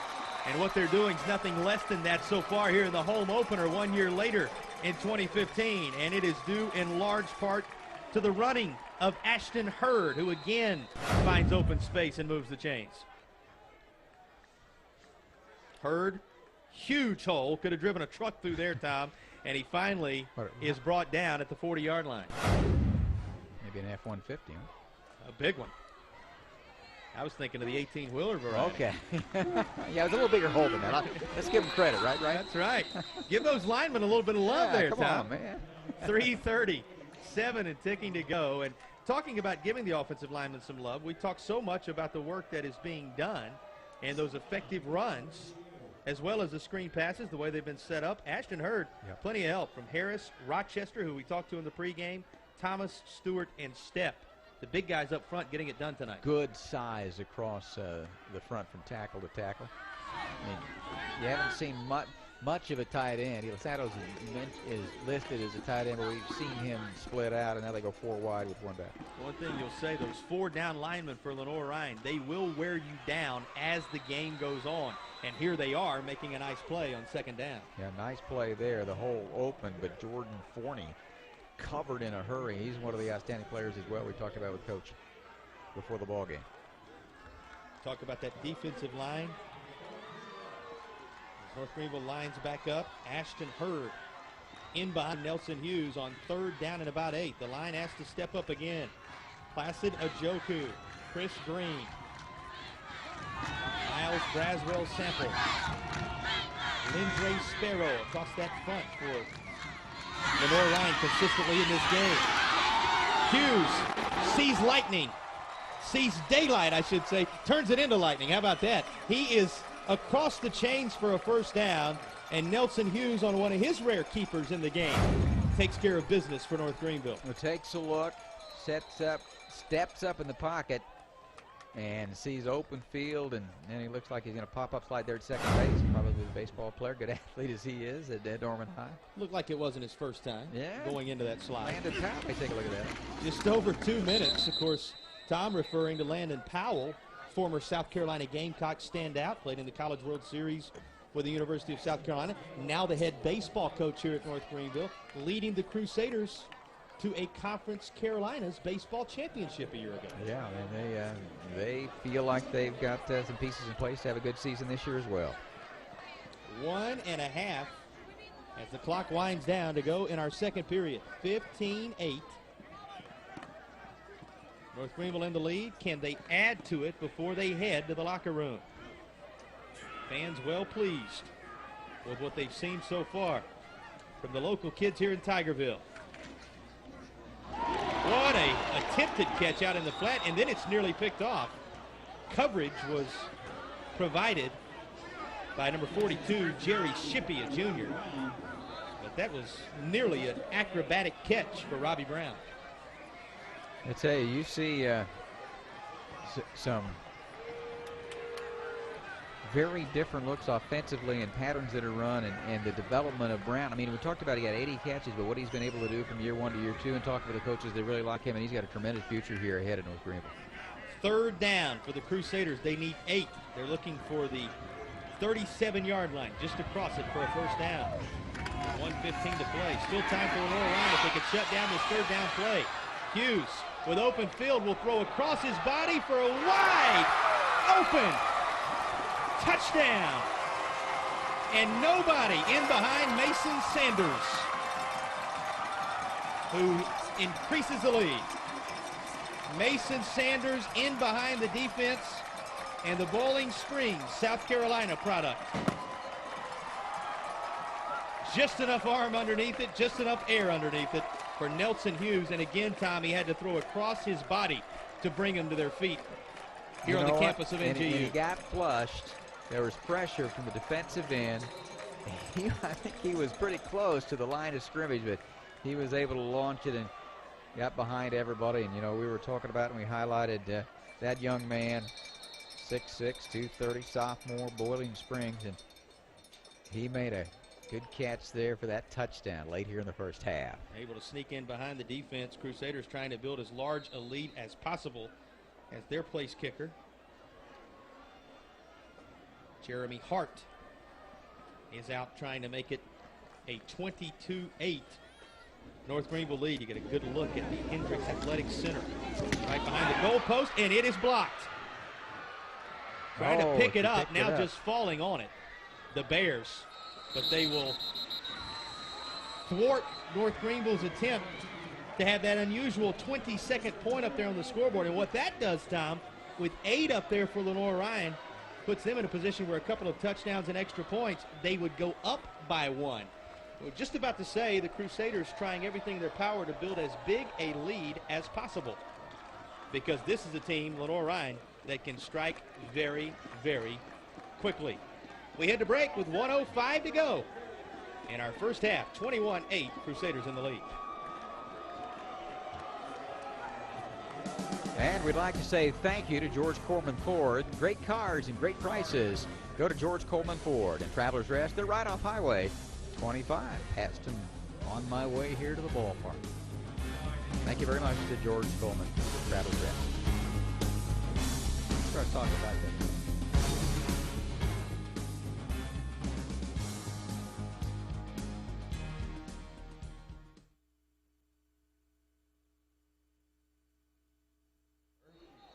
North Greenville in the lead, and they continue to build the lead.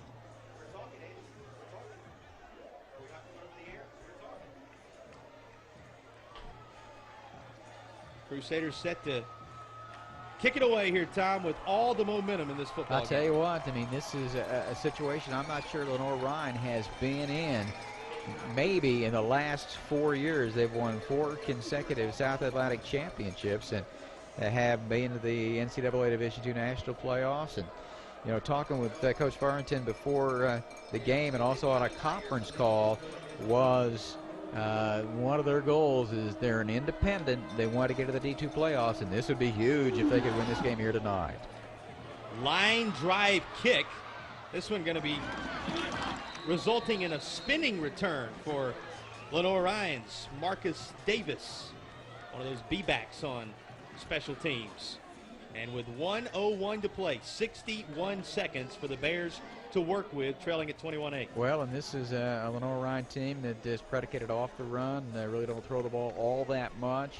And in this, that's what happens sometimes when you're a team like that gets the lead, that runs the football, and can keep it away from the other team. But sometimes it's very difficult to catch up. Now, this is a team that's a high-scoring team and one that's been there, done that before. So let's see what the approach they take for the 40-yard line here late in the first half. We get a look at the wheels for an instant of Evan Sims. Sims, you talked about with some concern in his mind about the way North Greenville has played him defensively, Tom. But he's a guy, when he runs that option with confidence, can change the situation on the scoreboard in the blink of an eye. A lot of traffic short side of the field. 50 seconds and ticking. This time he'll pitch This time, he'll again find Ivory, and Ivory near the first down marker at the 40. You know, a lot of times people will say, you know, why are you going to the short side of the field as we may get a timeout here? Is you start counting players and you see where you have the advantage, and we've seen two pretty good plays short side.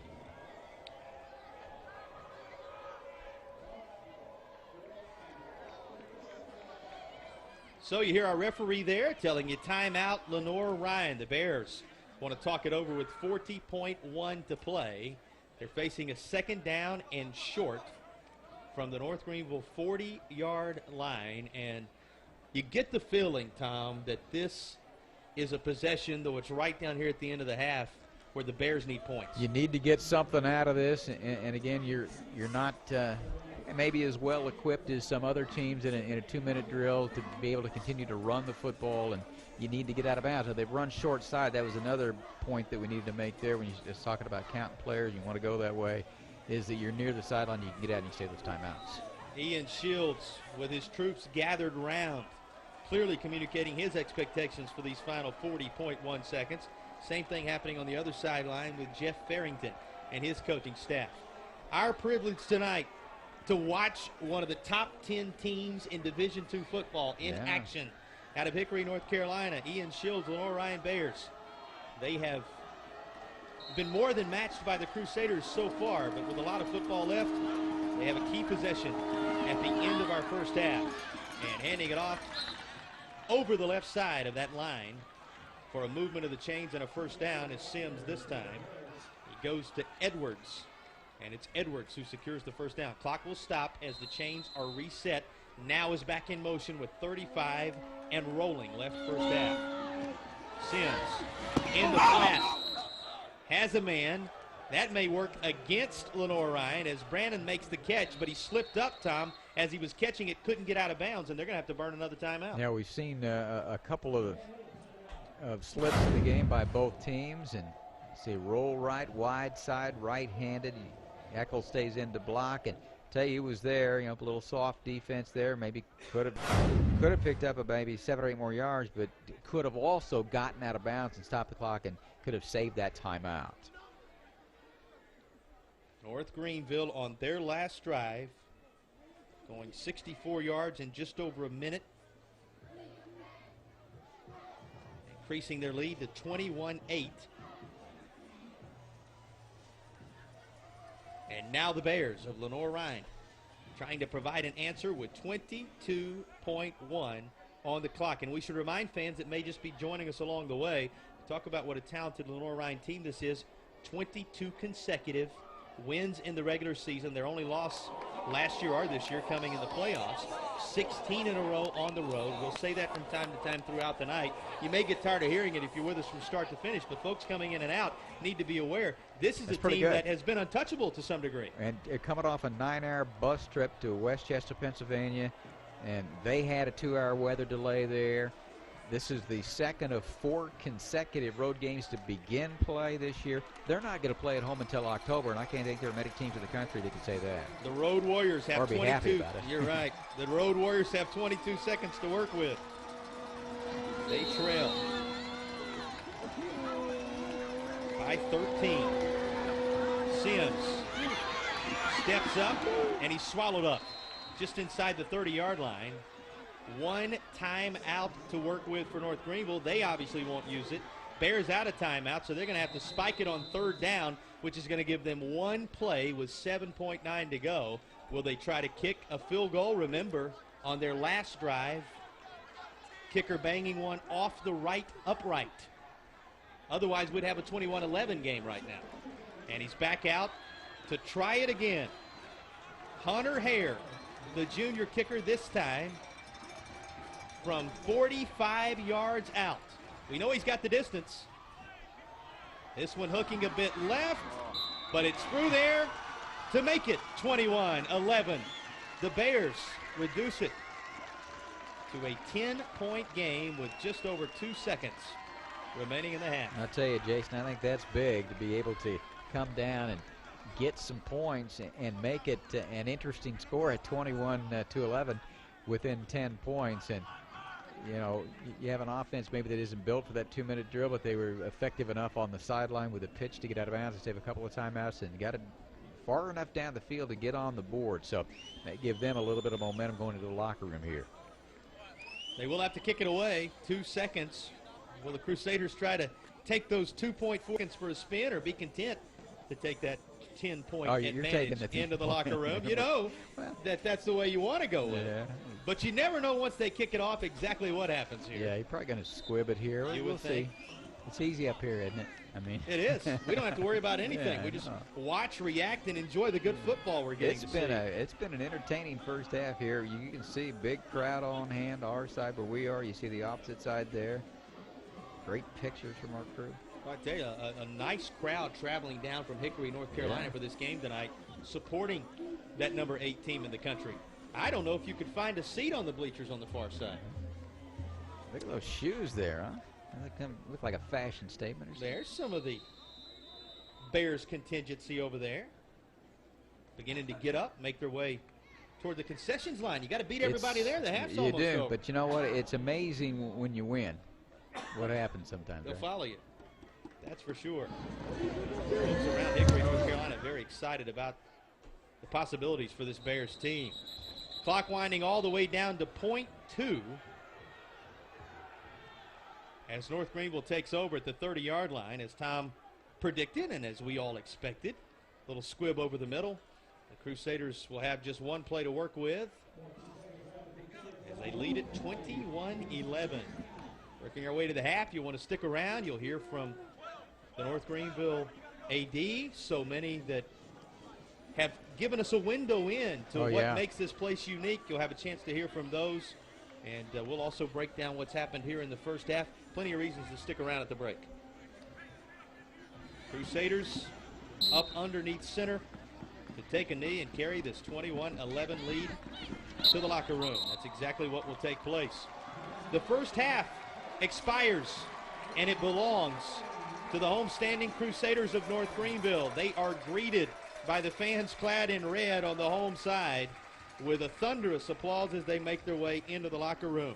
Halftime adjustments getting ready to be made. Hang around. We'll talk about those adjustments as well as everything that we discussed here at North Greenville. Let's throw down to our Mark Cady, who is standing by with the North Greenville head coach. Jeff Farrington's with us. You know, a lot of people thought that the number 8 team in the country would come in and run up and down this field all through the first half. How about your defensive performance in this first half, Coach? Well, we just got to fight. You know, it's not going to be pretty against this offense. They're too good. They've got very good players at every position, so we got to keep fighting. We got to create some takeaways and hopefully play big on some big downs. They're going to get some plays. How about your offense? You know, they've been moving the ball pretty well in this first half. Well, LR's got a very good defense, and we got to keep moving it and fighting them with all we have, you know, and try to create and stack some plays together, and hopefully we can finish a few more drives. Thank you, Coach. Thank you. Coach Jeff Farrington headed into halftime up 21-11 here at NGU. We'll be back with our halftime show right after this.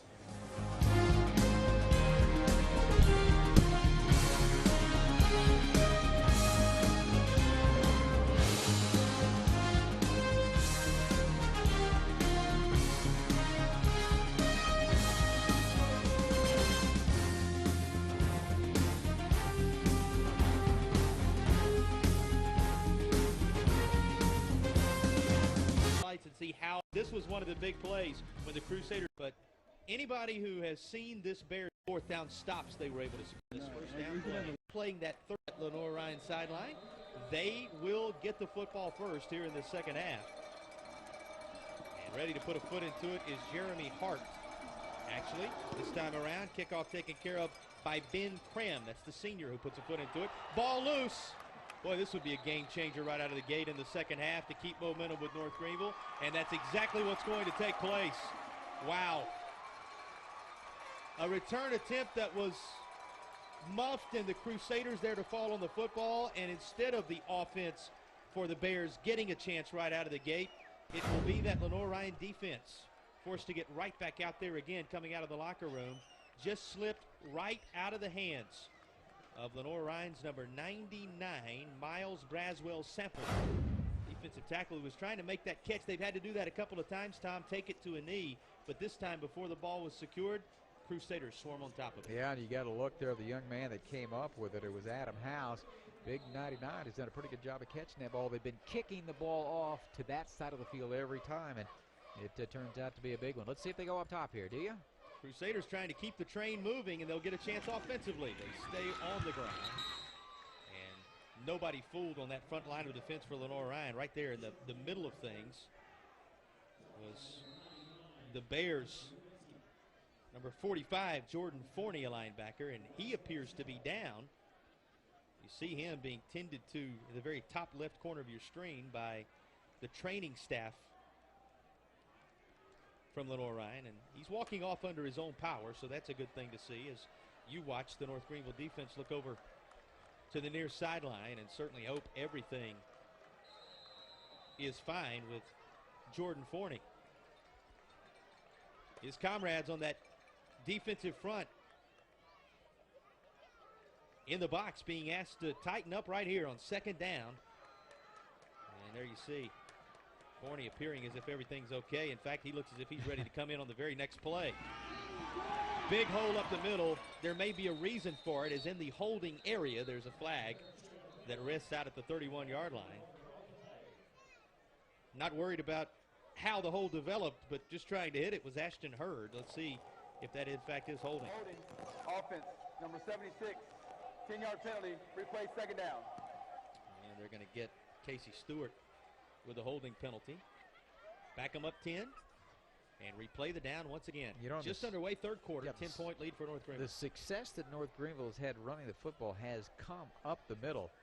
I mean, their first game, they only rushed the ball 65 yards in their ball game in the loss at FCS Charleston Southern. 3 for 203, so they averaged 1.8. They've been doing a heck of a lot better job here tonight against the Lenoir-Rhyne defense. Now, it's a defense that did lose 3 All-Americans from a year ago, but one that they think will be very good this year. I'll ask you a question, Tom, and I posed this question to Jeff Farrington when we did his interview in the pregame. And he, kind of gave us one of those, yeah, maybe so, as here's another open field opportunity for the Crusaders, number 22, Ashton Hurd. And Hurd moves it up near the first down marker. And asked him, so Coach, you ended up playing that Thursday night game, which gives you a long week of prep as you get one more look at Hurd this time as a weapon in the aerial attack. And then he finds his way all the way down to they're going to mark it at the 24-yard line, third down and 1.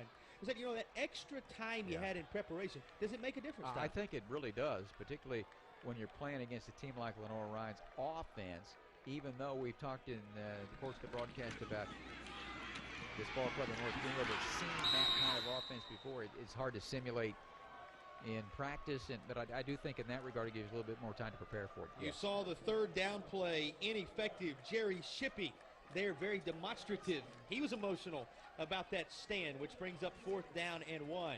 For all the talk about the Bears offense, one word we gave you in the first half is that this Lenoir-Rhyne defense gets stronger as the game goes on. Perhaps they can sometimes out-condition their opponents. They can wear down that offensive line on the other side in the trenches. Let's see if it pays dividends here on fourth down and 1. Hughes through the air. They try the same formula that allowed them to move the chains last time around, and again, it is Ashton Hurd. First down, Crusaders. I mean, good call. You're lined up 4th and 1. Man up and get 1 yard here, and just watch him drift, float, toss it. Easy pitch and catch for the first down. Nice call. Nice execution. Bears now being asked to tighten up in the red zone again. Ashton Hurd continuing to add to his highlight reel as we work our way into this third quarter. You get a look at Jeff Farrington, his coaching staff, weighing their options on this first down play. On the ground, Hurd right around the 15. Going back to that extra time in preparation, one thing coaches always say to us when we talk to coaches that are trying to defend that option attack, they'll say, you just can't prepare for it in 6-7 days. Yeah, well, maybe 8 or 9 makes a difference. And sometimes, though, teams will spend some extra time early in the year, maybe at the end of the year. I mean, there are you don't see it very often because of the spread attack. Everybody wants to spread it out and do different things that way, and you have to defend that differently. But I think if you know you're going to play these types of teams, you do spend some time at certain points in the season preparing for that because you know it's coming. Incomplete as Hughes just tries to get rid of it on second down. You think it makes a difference that it happens to be your first home game, a game you see as a winnable game, causing you to devote some time to it? Well, yeah, I think that's a good point. It's early in the season. You know you're going to see them, and because Charleston Southern was a little bit different offense and what they want to do, spread it out and some things like that. But and not only that, but the importance of this game for North Greenville, given where Lenoir-Rhyne is in Division II, what it would mean for them as an independent in Division II. They're not in a conference, so they need. If people don't know, every game has been important in Division II since about 1985. And every one that could determine your fate when it comes playoff time once we enter the depths of November. Here's Hughes running for his life. He finds some open real estate, well short of the marker initially, but now on a second effort, he gets down around the 7, and he's going to make this very close on about an 8-yard third down run. It's going to set up a 4th and 1 at the 6-yard line. You think David Gutschall, if he's watching, like that play there? A young man was a quarterback at Dorman High School at one point. Taught him everything he knows. Helped him win a few ball games along with Teron Peak and some others along the way. Loved having those guys at Adam Dorman Humphreys, High School. yeah. And, you know, we're seeing two quarterbacks. We've talked about Hughes. We've documented it with Sims, who was a standout at Greenwood, who fans of the Palmetto State know a great deal about because of their work on Friday nights, now getting it done on Saturdays. Crusaders trying for a 24-yard attempt, and would you believe it? It hits the right upright. 2 field goal tries tonight, both of them caroming off the upright on the right side on 2 opposite ends of the field. And the Crusaders will come away empty. That may be a huge lift for the Bears. Well, it is. I'll tell you what, that is a win right there. I mean, because if they score a touchdown, I mean, it really changes the complexion of the ball game. I think it's a win if they kick the field goal and didn't get anything out of it. So at 10:29, you see it there, 21-11. North Greenville has it, and then Lenoir-Rhyne will get the football back. Opportunity to tell you if you're having trouble getting your local businesses noticed, as you'll notice this as it goes off the right upright, and the hash and is relatively short. Sometimes that can be a factor as well. We'll get back to Catazoom in just a moment. And the play being run, it's going to be out to the near side, and it's James Phillips who carries it across the 20-yard line up to the 21-yard line, and the Lenoir-Rhyne Bears with positive first down yardage brings up second down. You're trying to tell us something there, Tom. Catazoom, we very much appreciate their sponsorship, and want to tell you if you're having trouble getting your local business noticed and looking for a cost-effective way to reach thousands of potential customers every day, the Catazoom Custom Wraps help you. You see that play as he rolls him out of bounds. Specializing in vehicle wraps for window graphics, vinyl lettering, they do it all, vehicle magnets, and more. All you have to do, and if I can do it, anybody can in America, www.catazoomcw.com. That was Kristan Ivory on the carry. Sets up a third down and about 5. So we had a missed field goal. A couple of plays for positive yardage, though minimal in their positive nature. And now the Bears trying to mount a charge. And was going to talk about it there a moment ago, Tom. We were just about to get into it, that this, if it's a touchdown drive for Lenoir-Rhyne, if they can keep it going with the third down conversion here, and they're going to have a hard time doing so as Sims is swallowed up, If they drive down and score here, you got a 3-point ball game all of a sudden with that missed field goal. Yeah, I'm telling you, and coaches talk about it all the time, is move on to the next play. Much easier said than done. But for the Lenoir-Rhyne defense to hold North Greenville out there gives them, I think, tremendous momentum, because if they score there, it really does change the complexion of the ball game. And it'll be interesting to see. I don't know if Lenoir-Rhyne does much different here in the second half. This is how they run their offense. I mean, I'm sure they've seen penalty. First down.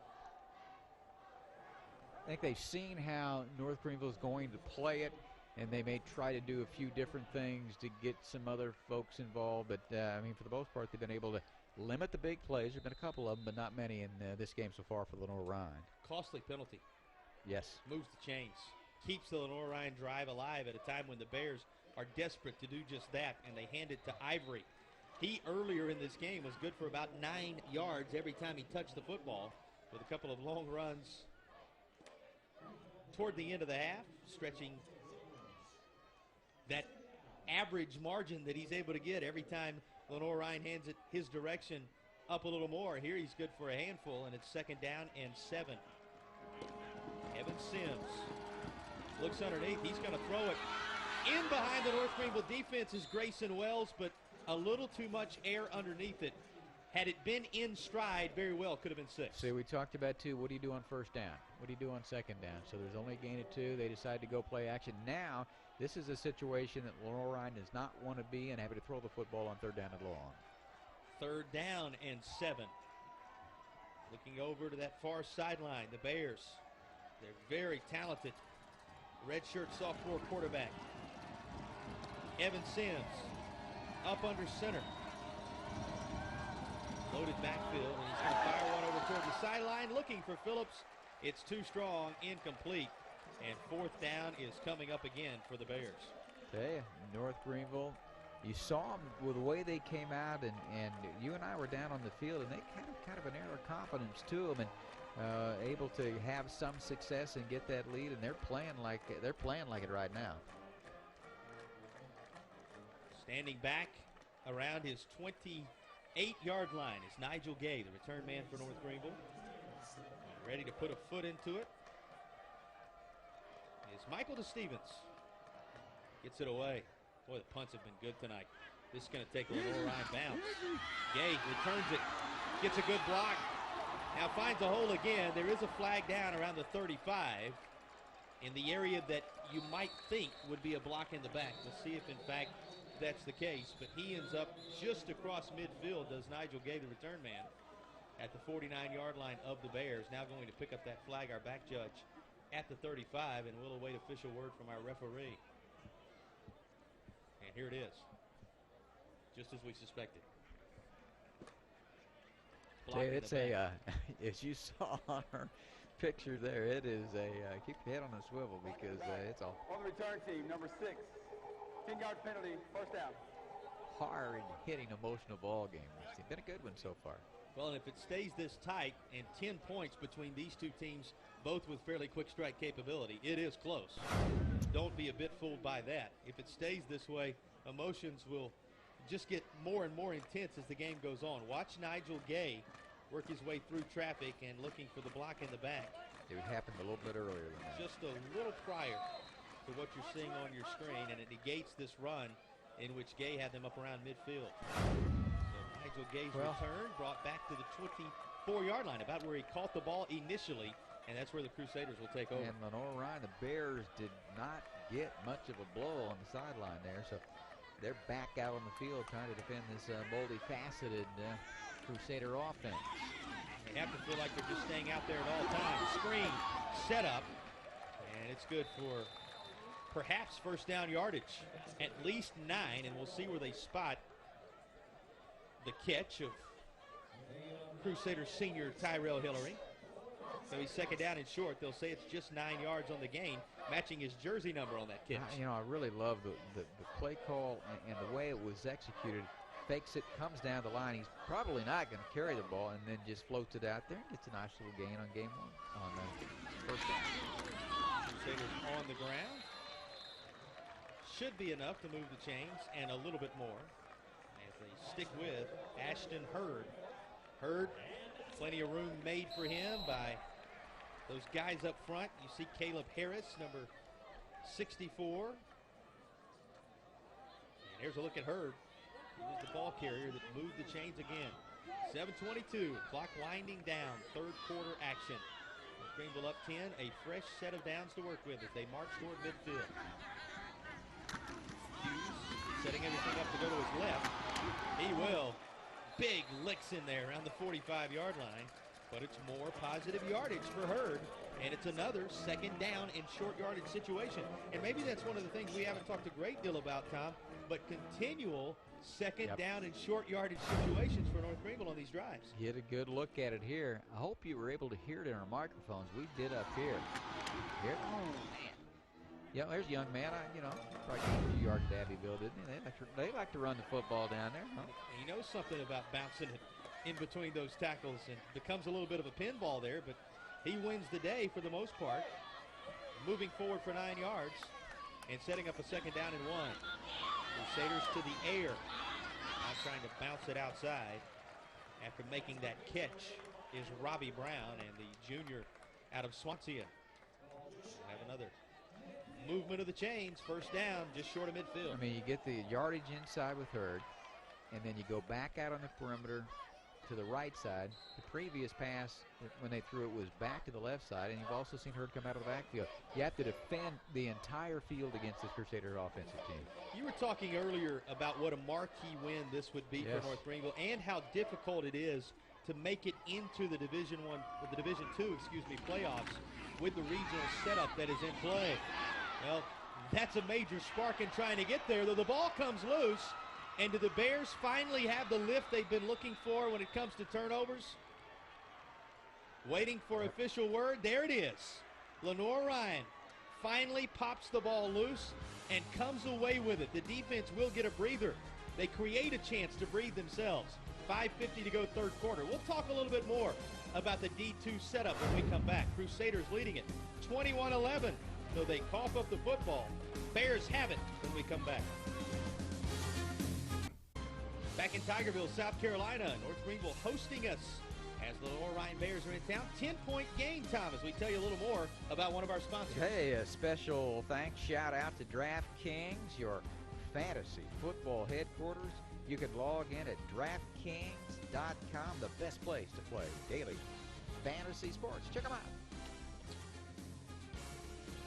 We posed it as a question. Was this the lift that Lenoir-Rhyne, an outstanding football team, very talented, offensive powerhouse in Division II athletics, is this the lift they've been looking for? We'll find out as they go back to work offensively. We know the defense was at least looking for a chance to catch their breath. They're doing it now as Sims keeps it. And a flag away from action. Helmet lost. And that's number 79. For Lenoir-Rhyne. That's Saxon, Isaac Saxon, who ends up losing his helmet down around the 24 with plenty of contact away from things. Let's hear what happened. Our referee's going to fill us in. After the play, personal foul, face mask, 38 on the defense. Because the helmet came off, number 79 can stay in the game because of the foul. So he can stay in the game, lost his helmet not of his own volition, but because of the face mask.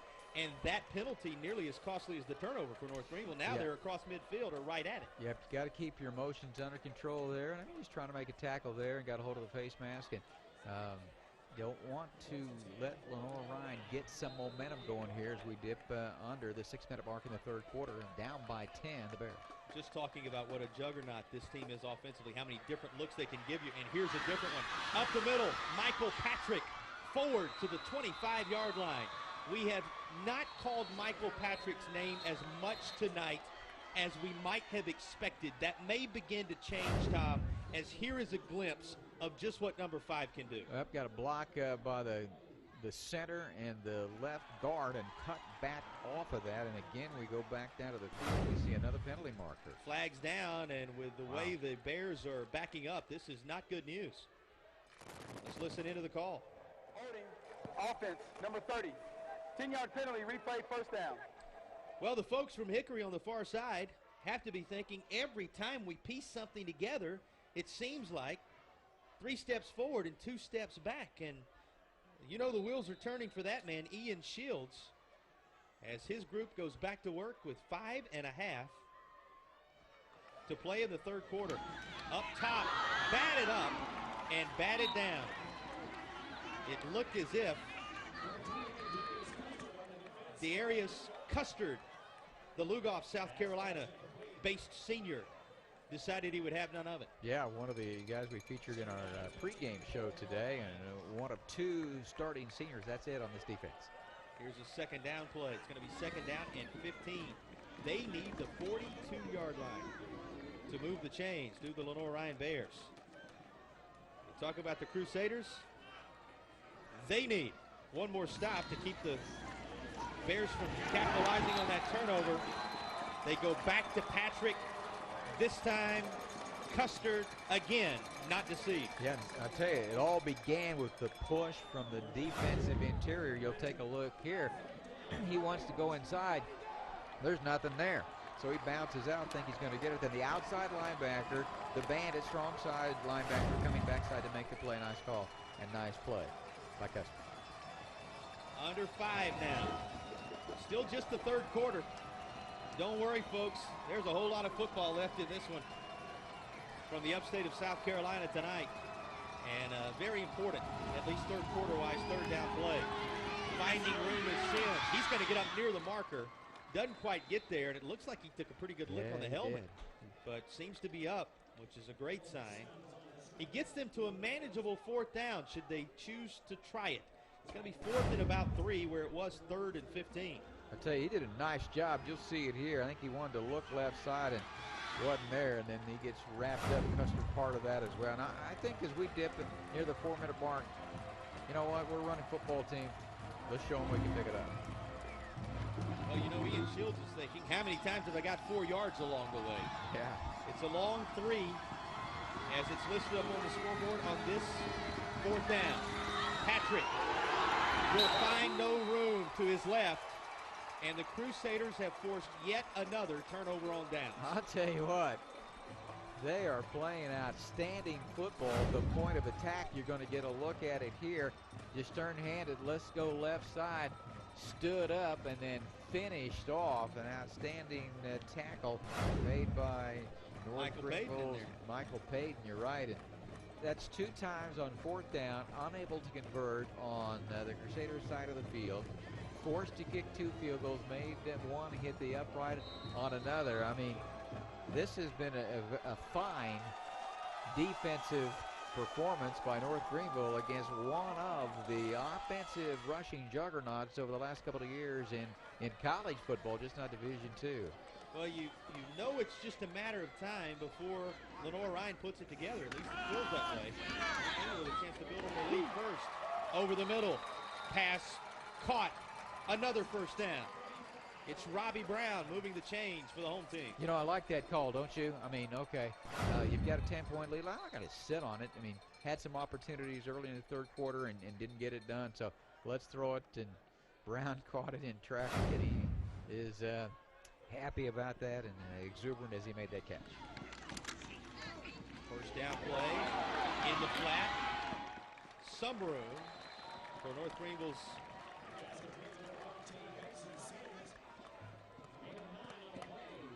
number 13, yeah, Sanders. Mason Sanders again. Sanders, we're looking at Sanders here as he's had some type of equipment issue, but he's ready to go. And he's a matchup nightmare for some shorter D-backs. He's in the slot now at 6'6", okay? Well, let's see what he does here. He came back for the ball that time, and you get the defender in a back pedal, come back, and then, you know, Hughes will get the ball out there in a hurry. Kept working with that towel, did Sanders, and you finally saw him just throw it to the side at the bottom of your screen. And now the Crusaders on second down and short. Will rush it right up the middle with who else but Ashton Hurd. You know, that said, Jason, this has been, I think, a resilient effort by this Lenoir-Rhyne defense that has been put in several precarious situations here in the third quarter, beginning with the fumble on the kickoff to begin things and held them out, and field goal that hit the upright. And Coach Shields there, I mean, had great success wherever he's been. Army, he's a West Coast guy, Oregon State, played football and baseball there back in the day. A lot of SoCon ties from around here as well. You look at it run right up the middle. Tell you, Tom, you talk about Lenoir-Rhyne and the defense, and they really have done enough to keep this offense in the football game. Yes, they have. I mean, it's a 10-point game, and it's all because of their efforts to not completely break, though they have bent a great deal. And this team's been out there on the field for a long, long time. Well, you know, and here they are again with the Crusaders trying to get some points on the board. And object of the exercise, keep them getting a touchdown for sure. Second down, 8 to go. Hughes initially to his right, able to reverse field. A flag is down back at the 32. So so this may be coming back. Hughes out of bounds, just short of the first down marker, but he may be facing a second down and a whole lot more, as the flag now being attended to by our official. Here comes the call. Number 64, 10-yard penalty, replay second down. So it is holding. We're going to get North Greenville. Caleb Harris, number 64. You know, Jason, as much emotion in this game, it seemed like it ought to be 154 in the fourth quarter. Well, and another quarter to go. We were talking about Division II playoffs just a little bit ago. This feels like it has that kind of You're right. stuff on the line. And in reality, Tom, that is on the line, because every week is in essence a playoff game to try to get yourself enough regional recognition to earn one of those coveted playoff berths. That's how tough it is at the Division II level. And here's how tough number 22 is. Keeps spinning forward, and another positive gain for Ashton Hurd.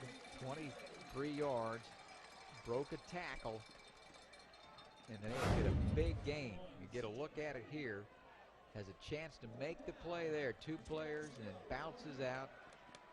Downfield blocking as well.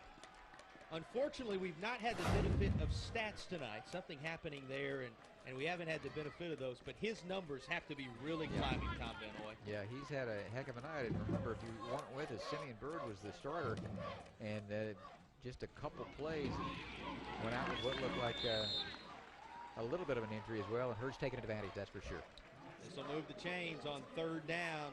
They keep it where it has been effective, in the hands of Ashton Hurd on the ground, and a fresh set at the 17-yard line. Nelson Hughes standing back at the 21 of Lenoir-Rhyne. Bears, as the third quarter winds down, may benefit from the breather at the end of the third quarter. If North Greenville doesn't find the end zone on this play, it'll be a positive gain of about 7, and that's it. 27 seconds and ticking to go in our third period. North Greenville has not trailed in this football game, and they will carry a 10-point lead into the fourth and final period. You can see the energy as the Crusader offense leaves the field and the clock winds down to 0. 15 minutes of action remain from here in Tigerville. We've got one drawing some attention around the Division II football world. 21-11 Crusaders as we head to the fourth.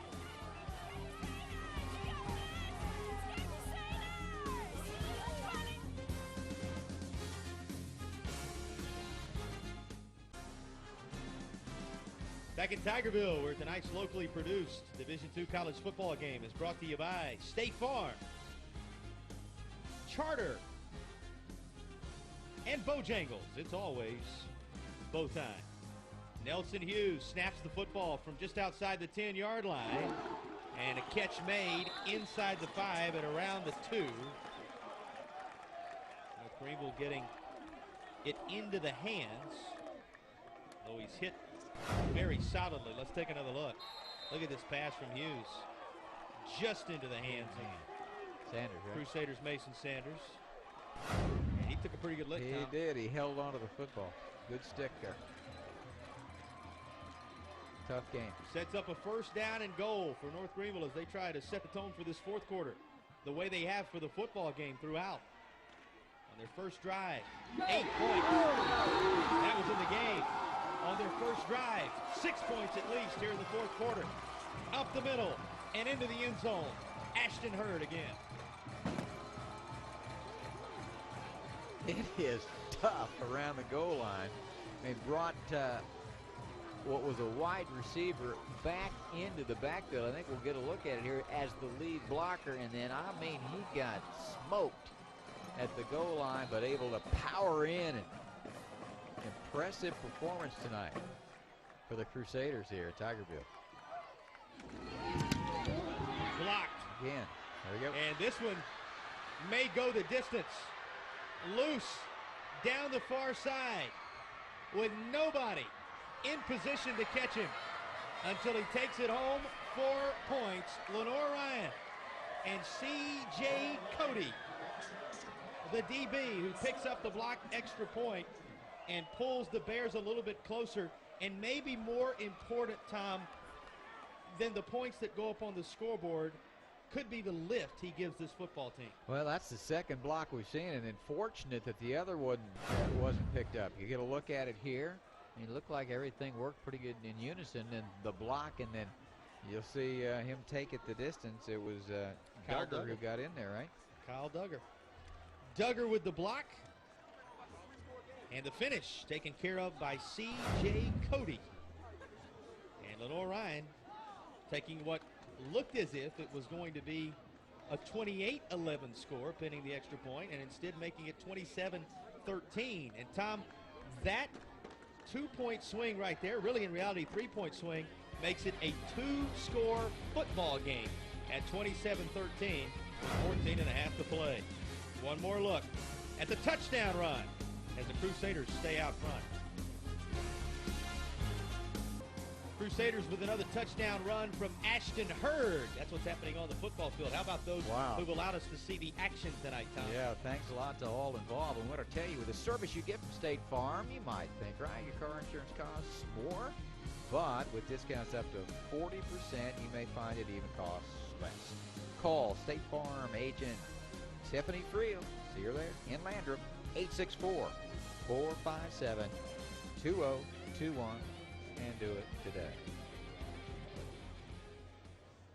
There's the Lenoir-Rhyne faithful. They're trying to overcome some adversity on the football field, trailing it by 14 with 14:27 to go. And Tom, this Lenoir-Rhyne team, they've battled back from adversity before, and it really makes you think about someone we'd like to give a shout out to, at least say hello to perhaps, if she's out there. And it's adversity that goes beyond the football field.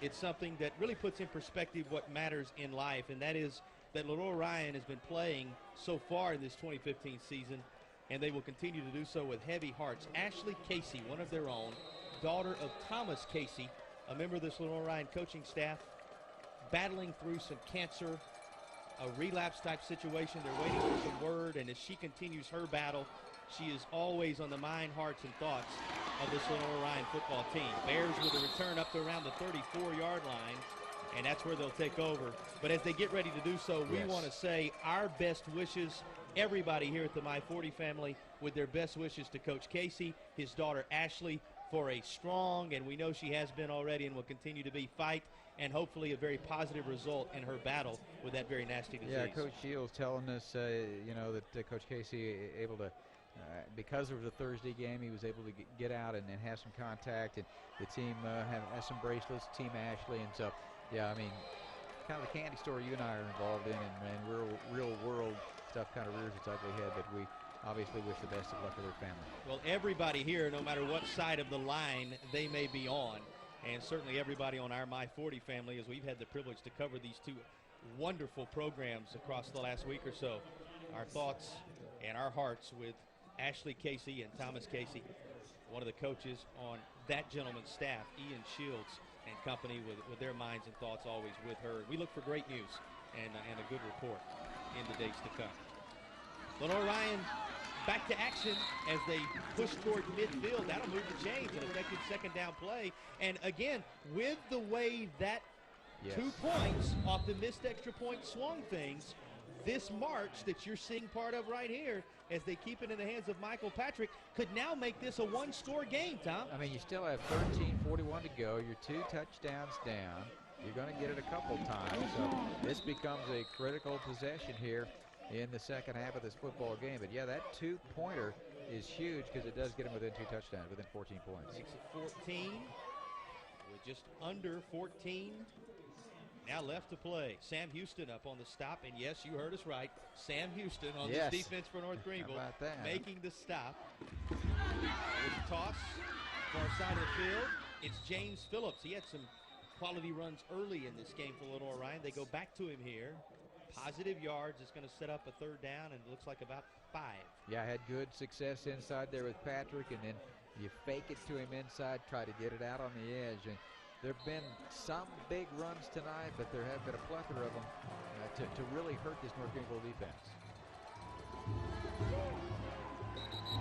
Stacked up. They've been good, on Jason. third down. That defensive front, you were saying it, Tom, they've been good. And that really tells the story. That picture that you see right there on third down. I mean, this is a Bear team that is used to picking up yardage in chunks. And they've been kind of held in check to a certain extent here tonight. They have gotten some big plays, but they haven't been able to turn them into touchdowns. Fans trying to get in behind this defense, knowing that this fourth down being forced by that group is just another step in the right direction tonight for the red out for the home team. And now trying to play a little field position. Coach Shields. Effective use of his punter as down inside the 5-yard line goes the kick from Michael DeStevens, the junior punter.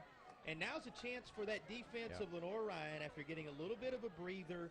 Here are the Bears with some of the best opportunity they've had to force a turnover deep in North Greenville's territory. Well, I think Coach Shields knows what he's doing. He's been highly successful. I think that's the right call.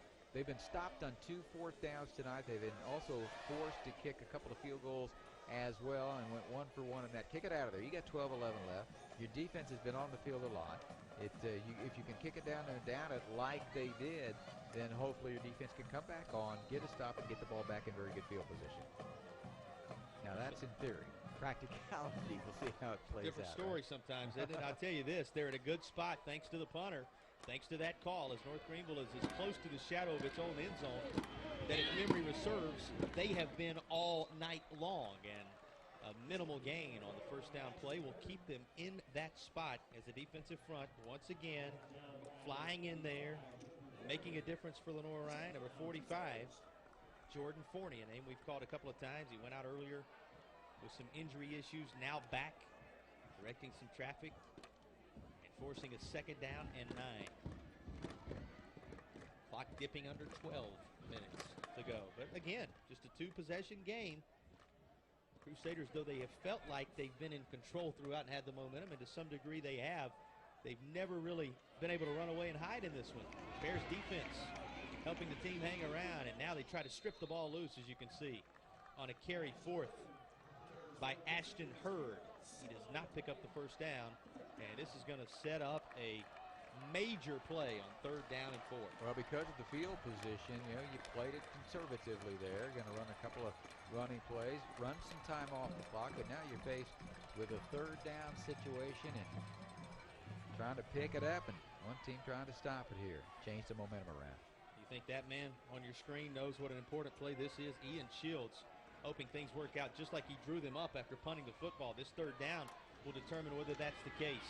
Hughes over the middle and not quite able to get there, and that really was the story as Hughes was throwing to a spot, but Tyrell Hillary held up just enough by those defensive backs that the pass falls incomplete. Good work for the Bears. They got it done, what they wanted to do defensively. A little bit of pressure there, had to step up and, you know, had to kind of fit it into a tight window there, and it goes incomplete. Stops the clock at 10:44, as you can see it there. Now forced to punt from the end zone and should be able to get the football back on this side of the 50-yard line. That's it. Standing on the North Greenville side of the 50-yard line is the return man at the 46. Now we have seen a 60-plus yard kick by the North Greenville punter, and here's another really good one. It's having to back up on his own side of the field is Mason Sanders, and he'll catch it at the 46. That is where Lenoir-Rhyne will take over as we check in again with Mark Cady down on the field. Hey, thanks, guys. You know, I've never seen somebody in the band break a sweat during the halftime show, but we had to bring Rachel Huber, a freshman from North Greenville, over to our broadcast. Now, you broke a sweat, but it's not because you play an instrument. You're a twirler here with the North Greenville Crusaders. How long have you been twirling baton? I twirl actually nationally, so I compete also, but I've been twirling since I was 3 years old. And how much practice do you put in on a daily or a weekly basis? Probably like 2.5, 3 hours a day. Our viewers are getting a chance to see some of your action at halftime today. You're not here on a twirling or a band scholarship, though. What is it here that you do that you are on a scholarship for? I'm on a scholarship for band, but I particularly came here for a scholarship on golf for NGU. So, but I've always wanted to twirl for my school wherever I went. Well, you're a fantastic twirler. We love watching at halftime, and you know, you brought out some swords. Next time, set them on fire. It should be great television. There you go. All right, I will. Hey, that's Rachel Huber, an amazing talent right here at NGU. Guys, back to you. Thanks, Mark. Nothing but respect, Tom Van Hoy. Oh, my goodness. For anybody who has those type skills, those type talents and abilities, and they were on display for the fans here in Tigerville during the halftime break. On display right now, an important drive for Lenoir-Rhyne Bears. Under 10 minutes to play and a big third down. They tried to go to Patrick on first down, and the defensive front stuck it right away, and now it comes down to this third down effort with Evan Sims under center. Straight up the gut. It's Patrick. Ball loose. And we're waiting for the signal. North Greenville has the football. Another turnover forced by this Crusader defense. And at 9:33 to go, on a third down and 5, the Crusaders with another takeaway, Tom. Tell you what, Quan Weeks is not letting go of that football, is he, huh? Take a look at it here. You'll see. Let's watch the initial hit and the strip. Maybe there it goes from the backside. And then, I mean, Custard was in there, Weeks was in there, and nobody's taking that ball away from him. And if you remember Quan Weeks, the junior out of Gaffney, it was Weeks who broke through the line in the first half and was able to force the football loose on what was the key turnover to swing momentum in half number 1.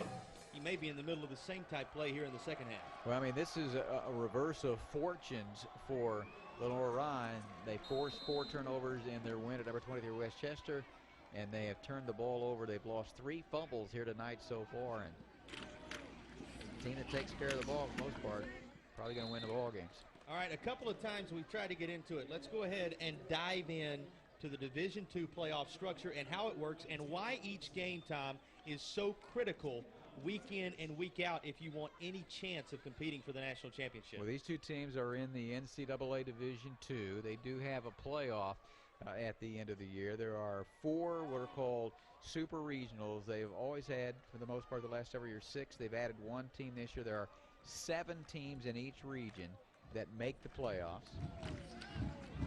Pass from Hughes out in the flats. Got a man across midfield and into Lenoir-Rhyne territory. That'll move the chains. First down, North Greenville. In each of those regions, there'll be a number 1 seed at the end of the year, and then the other 6 teams will play. Those 3 winners will then play in the next round, and then you continue on, and eventually will play for a national championship. You could play as many as 5 playoff games. The second year it'll be in Sporting Park in Kansas City. For a long time it was in Florence, Alabama.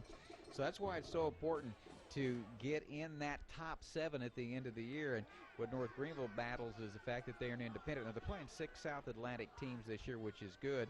And so, I mean, they're kind of, it hurts them a little bit because they are an independent because of the schedule situation in terms of who they can play. Well, and also the fact that they're an independent, as Ashton Reed carries it forward for positive yardage, so many of those spots are going to be taken up as you get a look at Reed's carry once again. So many of those spots are going to be taken up by conference champions. They don't have the ability to compete for a conference championship, and it puts them in a spot where they need some marquee, eye-popping wins to gain the necessary attention. Is that right? Particularly if you're an independent. There aren't many. You see, Pembroke is an independent as well, and you have to get some of those wins if you can for the people to make those decisions. You see another good run there. Hard hitting down there. You can hear it every time. Number 22 rushes forward with the football. Watch Ashton Hurd, and listen.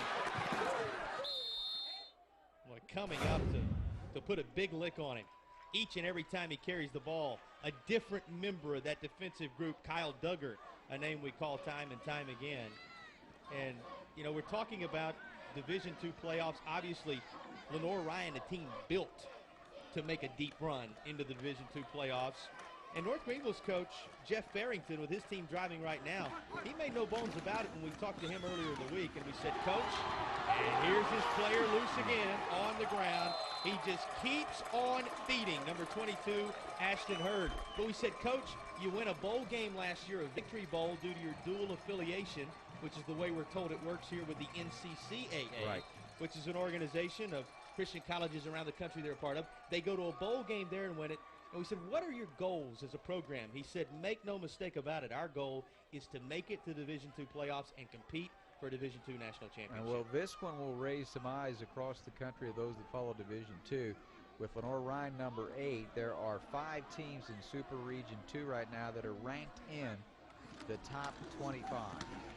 Screen set up inside the 10-yard line. Tyrell Hillary makes the catch, and that's going to be another North Greenville first down. It would appear first down and goal coming up for North Greenville. Take a look at this catch. The block where it needed to be, Tom. I'll tell you what, impressive drive late in the game, keeping the ball away from Lenoir-Rhyne at 6:31, and been impressed with the play. The diversification on offense, hard to defend, and what they've been able to do defensively against a very, very, very good Bear offense. Jeff Farrington looking on. This could be the knockout punch if the Crusaders put it in the end zone right here. Now, obviously, a lot of football left. And Lenoir-Rhyne, a team, as we've told you, 8th in the country, they can score quickly. North Greenville. What's that? Going to throw that ball. Fade type route in the corner, but they do not connect with Mason Sanders. Incomplete, second down goal. Well, Lenoir-Rhyne number 8 in the country. The other 4 teams out of Super Region 2 that are in the top 25 are West Georgia 3, Delta State 10, North Alabama 13, Valdosta State 14. All very familiar teams if you follow Division 2, and they're all out of the Gulf South. So the South Atlantic Gulf South are among those conferences that battle in this region. 6:02 to play. We're in the 4th and final period of action. And on second down and goal, Nelson Hughes will turn, give the football back to Ashton Hurd, who's inside the 10 and down to the 7. And Hurd will minimally provide a gain that sets up a 3rd down and goal. Another important play coming up. The North Greenville trying to build upon a 14-point lead. Clock continuing to wind down at 5:40 to go. You look at Ashton Hurd. And now the wide receiving core led by Robbie Brown and Tyrell Hillary, number 85, number 9 out there. Also coming into view, number 18, Gracious Garrett, who started the football game for the Crusaders tonight as well. Other corner, caught, touchdown. It is Mason Sanders again. He snuck in behind the defense earlier on the opposite end of the field, and here he simply uses his size and his solid hands to bring home another North Greenville touchdown, and they've now opened it up to 33-13 here in the 4th. All right, we talked about 6-6. What's that matchup with the cornerback out there? Hughes, throw it up, let that big man go get it. He did all of that, and that's a touchdown, and they're having fun here in Tigerville tonight, that's for sure. With 5 minutes, 19 seconds left to go, Crusaders up 20. They would go up 21 with the extra point. It looks as if they're set up for the 2-point conversion. It worked for them on their first drive, and it will work for them on this one. Staying underneath and carrying it home is Simeon Bird. He gets involved in the action. And the junior out of Spartanburg runs it to 35-13. A drive by North Greenville that could be enough on this night as they now lead it by 22.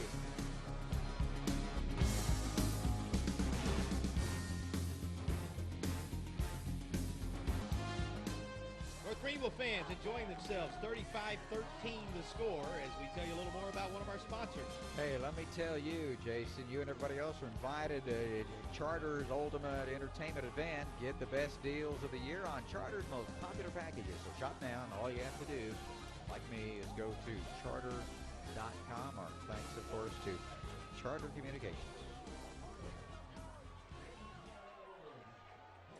35-13. Crusaders in the lead. Touchdown pass caught in the corner by Mason Sanders, bringing smiles to the faces of those on your screen on that North Greenville University sideline. And now the Bears with their backs against the wall, that's for sure, Tom. A team that can strike quickly, as we saw on their initial drive, but likes to grind out drives, and you're running out of possessions to grind out those type drives with just over 5 to play. Crusaders with this lead as the return is up across the 30 to the 33. Perhaps forcing Evan Sims out of his comfort zone. He's going to be forced to try to move the ball down the field really quickly. Well, I used to broadcast for a team that ran double tight, split back veer, and they were great when they were ahead, and they were ahead almost every single game and won almost every single game for about 15 years I did for Pitt State. Not built to get come from behind because of the way they ran their offenses, and this is a situation Lenoir-Rhyne, you know, they're not used to throwing the football. They really don't want to throw the football, but they placed in a position here that they're probably going to have to do it down 35-13 with 5:14 to go. Big lick defensively on the far side of the field as Lenoir-Rhyne wanting to go back to the well of Kristan Ivory. It's been such a key contributor for them tonight. But the Bears come up with a loss. 2nd down and 11 yards to go. Well, we've had some big plays in this game. We're going to look at a few of them here in the next several moments. Here comes the 2nd down play as we go under 5 minutes remaining. Sims running some real estate. He gets across the 30 to the 32. Here, Tom, is our offensive play of the game tonight.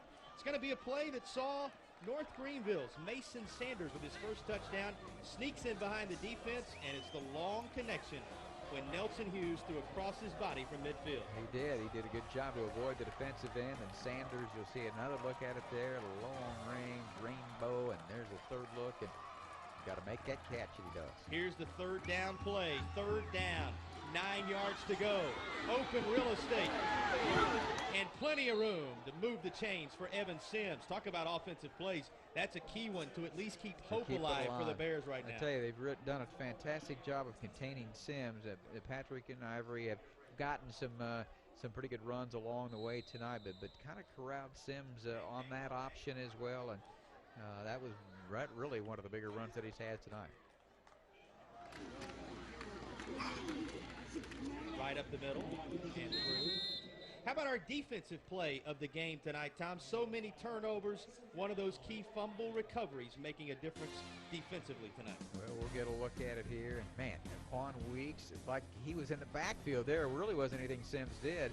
And then it was Quan Burney that came up with a fumble recovery. That was a big one with trying to drive deep there and maybe get on the board. But Weeks made a spectacular play, and that was a turnover, one of the 3 that we've seen tonight.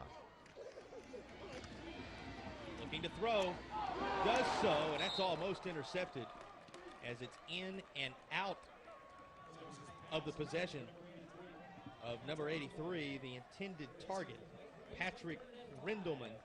One more play to show you. How about our special teams play of the game? It was that fumble at the very start of this half which swung things back momentum-wise North Greenville's direction. There you see a look at it right there. Crusaders come away with it. And now back to action. Big 3rd down coming up, as those were our key plays of the game tonight here on My 40 Sports. Well, talk about big plays in the ball game. We've seen several of them on this drive, and this time around, Tom, it's the redshirt sophomore Anthony Blair who trips up Evan Sims, and it's going to come down to a 4th down on this drive for the Bears. Yeah, he's had a heck of a night tonight.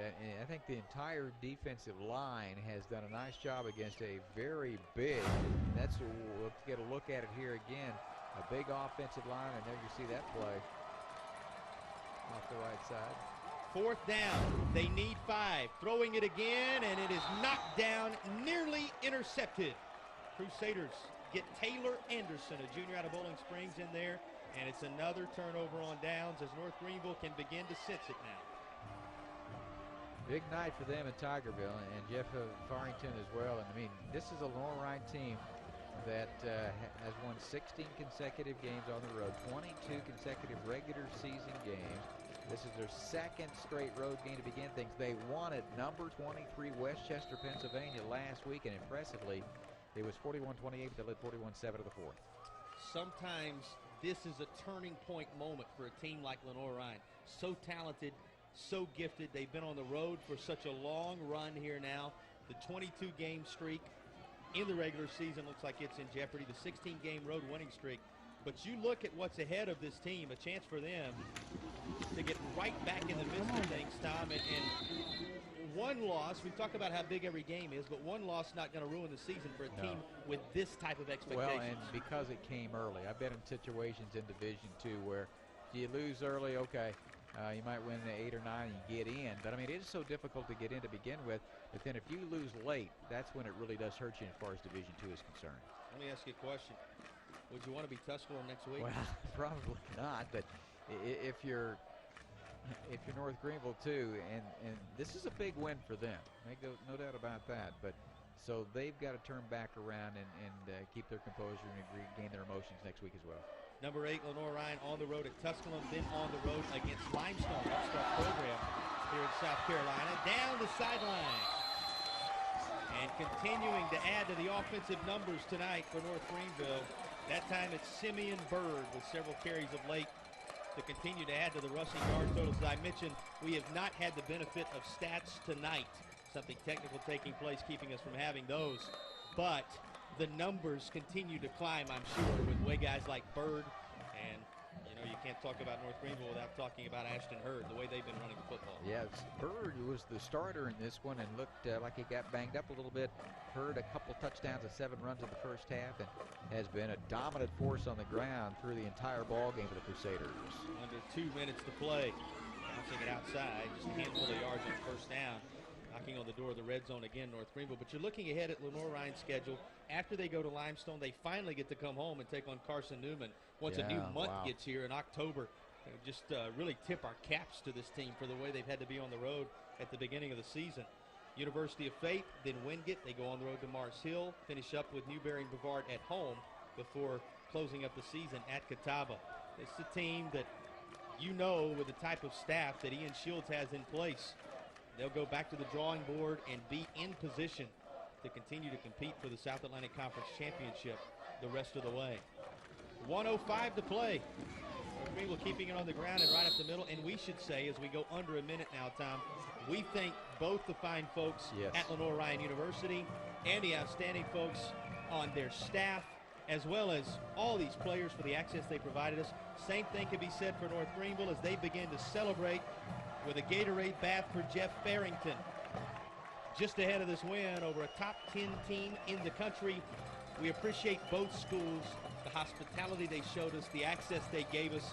It really is a fun deal for our entire My 40 Sports team to come in and be a part of moments like this. It's great to showcase Division II. I spent a great deal of my career in Division II and tremendous respect for everybody that's involved. And this could be the last play of the game, from administrators and everybody on down. 36 scholarships. Football coaches, you know, they want to coach football, but they have a lot of other responsibilities as well. Big hug between Nelson Hughes and his offensive line as he thanks those gentlemen for their hard work in the trenches all night long. We knew it was going to be won in those trenches. How could anybody know how well the Crusaders would play on both the offensive and defensive lines tonight? You hit it both sides of the ball. You know, Lenoir-Rhyne comes out, or North Greenville comes out, gets a touchdown, and then you've got Lenoir-Rhyne, and they did what we thought they would do. You know, they came right out, ran the football. That's what they do. We thought, wow, man, this is going to be a shootout. And it turned out, I think the defense, one of the major stories in this one, how they played that option, and also the diversification and having a veteran quarterback, having some arsenal at wide receivers. But, you know, give some kudos, as you saw there a moment ago, to that offensive line. That opens up holes for Hurd. Hurd came in. I mean, Simeon went down after about 2 plays, and we didn't see Trey Walker at all tonight. I mean, Hurd got his chance, and he came through. You may have noticed the fireworks popping above. They are celebrating here in Tigerville. The North Greenville Crusaders, another chapter in their football history as they take down a top 10 opponent in Division II football. We'll break away, come back, and talk to head coach Jeff Farrington as these players celebrate on the other side.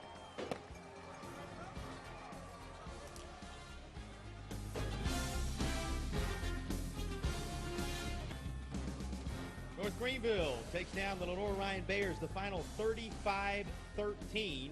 And standing by with a very happy head coach Jeff Farrington and his troops is Mark Cady. Let's check in on the field. Hey, thanks, guys. Coach, you know, we walked across campus early this afternoon together, and you had a hint of optimism in your voice. Did you know it was going to be this big of a win for your program tonight? Well, you never know when you go out and play a team like Lenoir-Rhyne, or anytime you go out any Saturday. You better be ready to play. And things didn't go the way we wanted them to last week, and they always say you make some improvement from week 1 to week 2, and you like to hang your hat on that, but you never know. So we just tried to put our nose down and work and see what we can become. And, you know, this is a big game for us, no doubt, but there again, we've won one and lost one, so we still got to go back to work tomorrow and Monday and be ready to get ready for the next one. How about that performance from your defense tonight? They never even bent tonight. Well, you know, I'm so proud of them. And Coach Harris, Greg Harris, defensive coordinator, and our whole defensive staff did a wonderful job preparing the kids. And so it was a team effort, you know. I mean, we ate the clock some offensively, and Joe Pizzo, our offensive coordinator, and our offensive staff did a wonderful job. So we're just trying to make some steps and move forward. You know, Michael Jordan and Spike Lee used to say it's the shoes when it came to Nike. Is it the uniforms now? You know, the generations passed me by. Back in my day, they'd throw you a jersey, you got a number, and you got fired up over it. Now it's a presentation type deal, I guess. Great win tonight for you, Coach. Congratulations. Thanks. Yep. Thank you. The 22-game win streak for Lenoir-Rhyne is over, and tonight victorious in the North Greenville University Crusaders. Guys, back to you. Great night here on the field. I'll give you something else there, Mark, and how about this time? The 22-game regular season win streak ends with a 22-point win by the North Greenville Crusaders here in Tigerville tonight. 35-13 the final. As we look back at some of the key moments in this one, what performers, I know one guy you got to say, and of course Nelson Hughes with the way he led this team, but the back number 22 for North Greenville as well as that defensive line.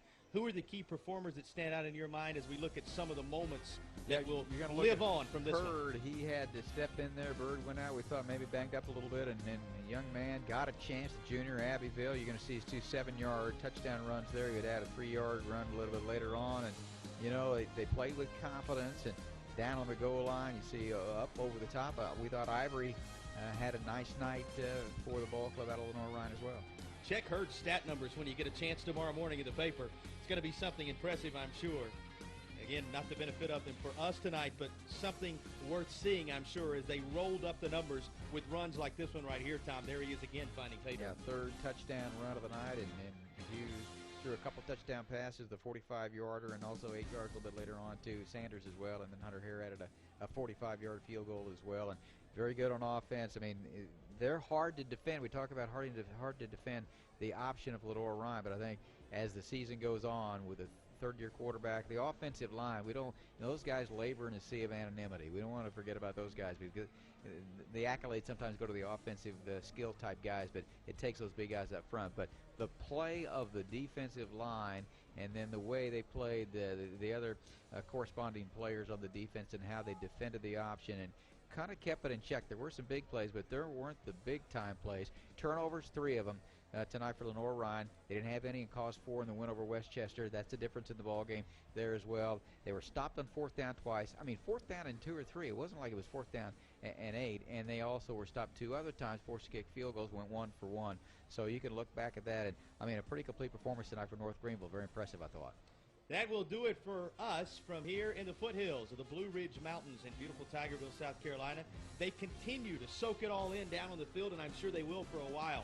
The Crusaders end up with a 35-13 victory, a 22-point difference over the number 8 team in the country as they try and realize their goals in the 2015 season. For everybody here on My 40 Sports, from the moment it all started when they took the field waving the flag, those North Greenville Crusaders, until the final snap was taken.